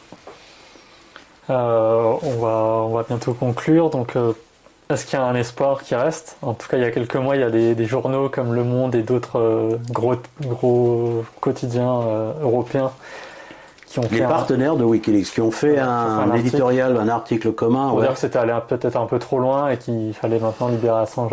Oui, ça c'est ce que j'appelle des mesures service minimum pour être sur la photo au cas où. C'est-à-dire que si jamais il peut sortir, ils pourront s'en vanter d'eux. S'ils veulent me faire croire que c'est ça qui sauvera Assange, il faut encore une fois le rôle de la presse. Alors, ça fait 10 ans qu'ils l'enfoncent en fait. Ça fait 10 ans qu'ils l'enfoncent et d'un seul coup, à la limite, c'est l'opinion publique, hein, c'est pas l'opinion des journalistes qui sauvera Julian Assange, c'est l'opinion publique et ils ont tout fait pour que l'opinion s'y intéresse pas. Alors de temps en temps, mais même cet article-là dont tu parles, ils faisaient 5 paragraphes, il y avait 4 contre-vérités dedans. Donc soit c'est une nouvelle génération de journalistes qui connaissaient rien à l'affaire et qui on a passé commande, soit ils continuent sur leur lancée. De dénigrement subtil et indirect de Julian Assange et de la cause. Le paradoxe, il est que il suffirait de pas grand-chose pour sauver Assange. Alors après tout ce que je viens de dire, tu dis, mais Victor, c'est impossible. Alors qu'est-ce qu'on doit faire alors? Nous, on ne sauvera pas. Il faudrait qu'on se multiplie par 2 ou 3 peut-être. Mais... Non, mais il suffirait de pas grand-chose pour sauver Assange. Par exemple, ce que je dis, enfin, il y a de l'ironie derrière le pas grand-chose, mais imagine qu'un rédacteur en chef du New York Times écrive, non pas un article d'une demi-page, etc., un éditorial qui se résumerait à une phrase encadrée en haut à gauche de la page, l'édition du dimanche, Monsieur le Président Biden, si vous extradez Julian Assange vers les États-Unis, nous considérons que c'est une déclaration de guerre contre la presse. Point. Mais est-ce que ça risque d'arriver? Non, parce que pour ça, il faudrait un peu de courage, un peu d'éthique, un peu de tout ce que tu veux. Ce qu'ils n'ont pas, parce que s'ils l'avaient, ils n'auraient pas, ce ne serait pas moi devant ta caméra, ce ne sera pas derrière ça, et ce ne sera pas cette caméra-là. D'accord? C'est pour ça qu'il y a que l'opinion publique en fait, qui peut mettre la pression. Ça, c'est les avocats d'Assange. C'est un procès politique, purement politique, 100% politique. Les termes de langage, les éléments de langage utilisés autour de cette affaire pour le maquiller doivent être balayés. C'est pas un procès en extradition, c'est une tentative d'enlèvement déguisée. C'est pas un procès, c'est un avertissement aux autres. D'accord? Point barre. S'il n'y a pas de l'espionnage, tout ça, c'est des... Donc l'opinion publique, dans un procès politique, c'est pas moi qui le dis, c'est Gareth Peirce, qui est une des plus grands avocats de défense des droits de l'homme en Angleterre, qui est l'avocat d'Assange, dit, c'est 99% du public et 1% de droit. Le 1% étant le greffier qui signe l'ordre de libération du prisonnier. Hein, c'est ça que ça veut dire, le 1%. C'est pas le juge, c'est pas les audiences, c'est pas les magistrats. L'opinion publique. Et elle se mesure directement. Maintenant, l'arrogance des systèmes, je crois qu'on n'est pas prêt d'avoir une influence suffisante. Quand on voit que la prison de Belmarsh peut se permettre de refuser l'entrée à des députés britanniques qui essaient de voir Assange. Hein. Ils n'obtiennent pas l'autorisation de le visiter. Parce que ce n'est pas dans les règlements de la prison. Mais c'est là aussi où il y a une ambiguïté qui joue. Regarde, tout est... Pourquoi il est dans une prison? Il est en préventif dans une prison de haute sécurité, mais il est soumis aux règles et les conditions carcérales des condamnés. Donc il ne peut pas voir ses avocats, autant qu'il voudrait, alors il est censé avoir préparé un... Il ne peut pas voir les visiteurs qu'il voudrait, alors qu'il n'est pas condamné, mais il est considéré comme un condamné, très dangereux. Donc seuls ont le droit de le visiter des gens dans une liste préparée longtemps à l'avance, etc., etc. Et les journalistes, par exemple, sont interdits à Belmarsh. Sauf Assange, évidemment. Et ça, ils sont allés le chercher, celui-là. Mais c'est pas un journaliste pour... Oui, c'est fait pour ça. C'est un lanceur d'alerte. Bon, ouais, je pense qu'on va s'en tenir là. Est-ce que tu veux qu'on présente les livres Eh bien, oui, je pense que si les gens veulent, s'ils ne le connaissent pas encore, c'est très mauvais point pour eux. Ici, c'est un bouquin qui me touche un peu. Bon, à part le fait que je l'ai traduit, mais peu importe. C'est parce qu'en fait, une des caractéristiques de cette affaire, c'est qu'on n'a pas entendu ni vu de photo de Assange depuis qu'il a été arrêté, en fait. Enfin, il y a une photo qui a été volée de lui au cours d'une audience, mais elle a été volée. Hein. Donc celle où on le voit avec la barbe et... Ça, c'est quand il est extrait de l'ambassade. Ah, mais il y a une photo de lui derrière la cage de verre, dans une tribunal, avec Stella Assange lors de l'audience au tribunal. C'est une photo volée. On n'a pas le droit de le prendre en photo. Qui a été volée par des Français qui l'ont volé. Okay. Donc, bravo. Donc, on a décidé, Karen Sharp, l'auteur, a décidé de lui redonner la parole en quelque sorte, c'est-à-dire de compulser dans un livre, pas trop épais, les meilleures citations, et c'est pas des citations, il ne faut pas parler de citations, c'est plutôt des extraits d'interviews. Parce que je vais le montrer, par exemple, toi, c'est des grands paragraphes, c'est pas du phrase qui accroche comme ça pour faire le buzz, c'est des réflexions. Elle a compulsé pendant 1 an, médias, livres, articles, etc., et pris ce qu'elle a conseillé. En plus, ils sont classés par thème, classement thématique, et chaque référence a sa source, super important. Où est-ce que tu peux retrouver la source originale, le bouquin, comment ça s'appelle, l'interview de Julian Assange. Donc ça s'appelle Julian Assange parle, c'est aux maisons d'édition Investigation. Bravo à eux et merci à eux. Voilà, ça c'est un livre que... Pour connaître Julian Assange. Ensuite, il y a quoi? On a l'affaire Assange. Il y a l'affaire Assange dont on a parlé plusieurs fois et du fameux Nils Melzer qui est l'ancien rapporteur des Nations Unies sur la torture et les mauvais traitements. Un rapporteur des Nations Unies, c'est quelqu'un qui a des moyens, qui a un mandat, qui a une équipe, qui a un budget. Et il a dédié une bonne partie de la fin de son mandat à l'ONU sur cette affaire Assange, tellement il a été outré parce qu'il découvrait au fur et à mesure qu'il creusait. Et pour outrer un rapporteur des Nations Unies sur la torture et les mauvais traitements... Faut aller loin. Et oui, encore une fois, Victor, il a beau monter comme ça sur la table en gueulant avec son mégaphone, etc., sa légitimité. Je dis, attendez, il y a même un rapporteur des Nations Unies qui trouve que ça va pas. Ça te parle. J'ai pas rêvé, quoi. C'est ça que je veux dire. J'ai pas rêvé. Et c'est un gars, il faut voir, si vous n'avez pas l'occasion d'acheter le livre, si vous n'avez pas à lire les livres, je vous invite cordialement à chercher sur Internet les interviews de Nils Melzer, parce que c'est quelqu'un d'extrêmement succinct, précis. Il a été interviewé par Investigation, d'ailleurs, je crois. Oui, je crois qu'ils ont fait. Il a été alors, la plupart de ses interviews sont en anglais, mais comme il doit parler 5-6 langues, il parle parfaitement le français. Et donc, vous en trouverez de lui en français, notamment sur un site qui s'appelle Swissbox. Je crois qu'ils ont fait une interview de lui assez longue. Et puis, dans Investigation, probablement. Et bref, on en trouve ici et là quelques-uns en français. Malheureusement, la très grande majorité, c'est en allemand ou en anglais. Donc voilà, l'affaire Nils Melzer. Et on a aussi un DVD, le DVD de Hacking Alors le Justice, DVD, est-ce que tu as le livre? Tu n'as pas le livre? Alors le DVD n'est plus disponible, a été épuisé. Merci les mutins de Pangée. Non, il n'y a plus de DVD. Donc ce DVD Hacking Justice, pour ceux qui ne l'ont pas vu, c'était d'abord un documentaire qui s'appelle comme ça, Hacking Justice, qui a été tourné sur 9 ans et qui raconte les déboires judiciaires de Julian Assange jusqu'à le 4 janvier 2021.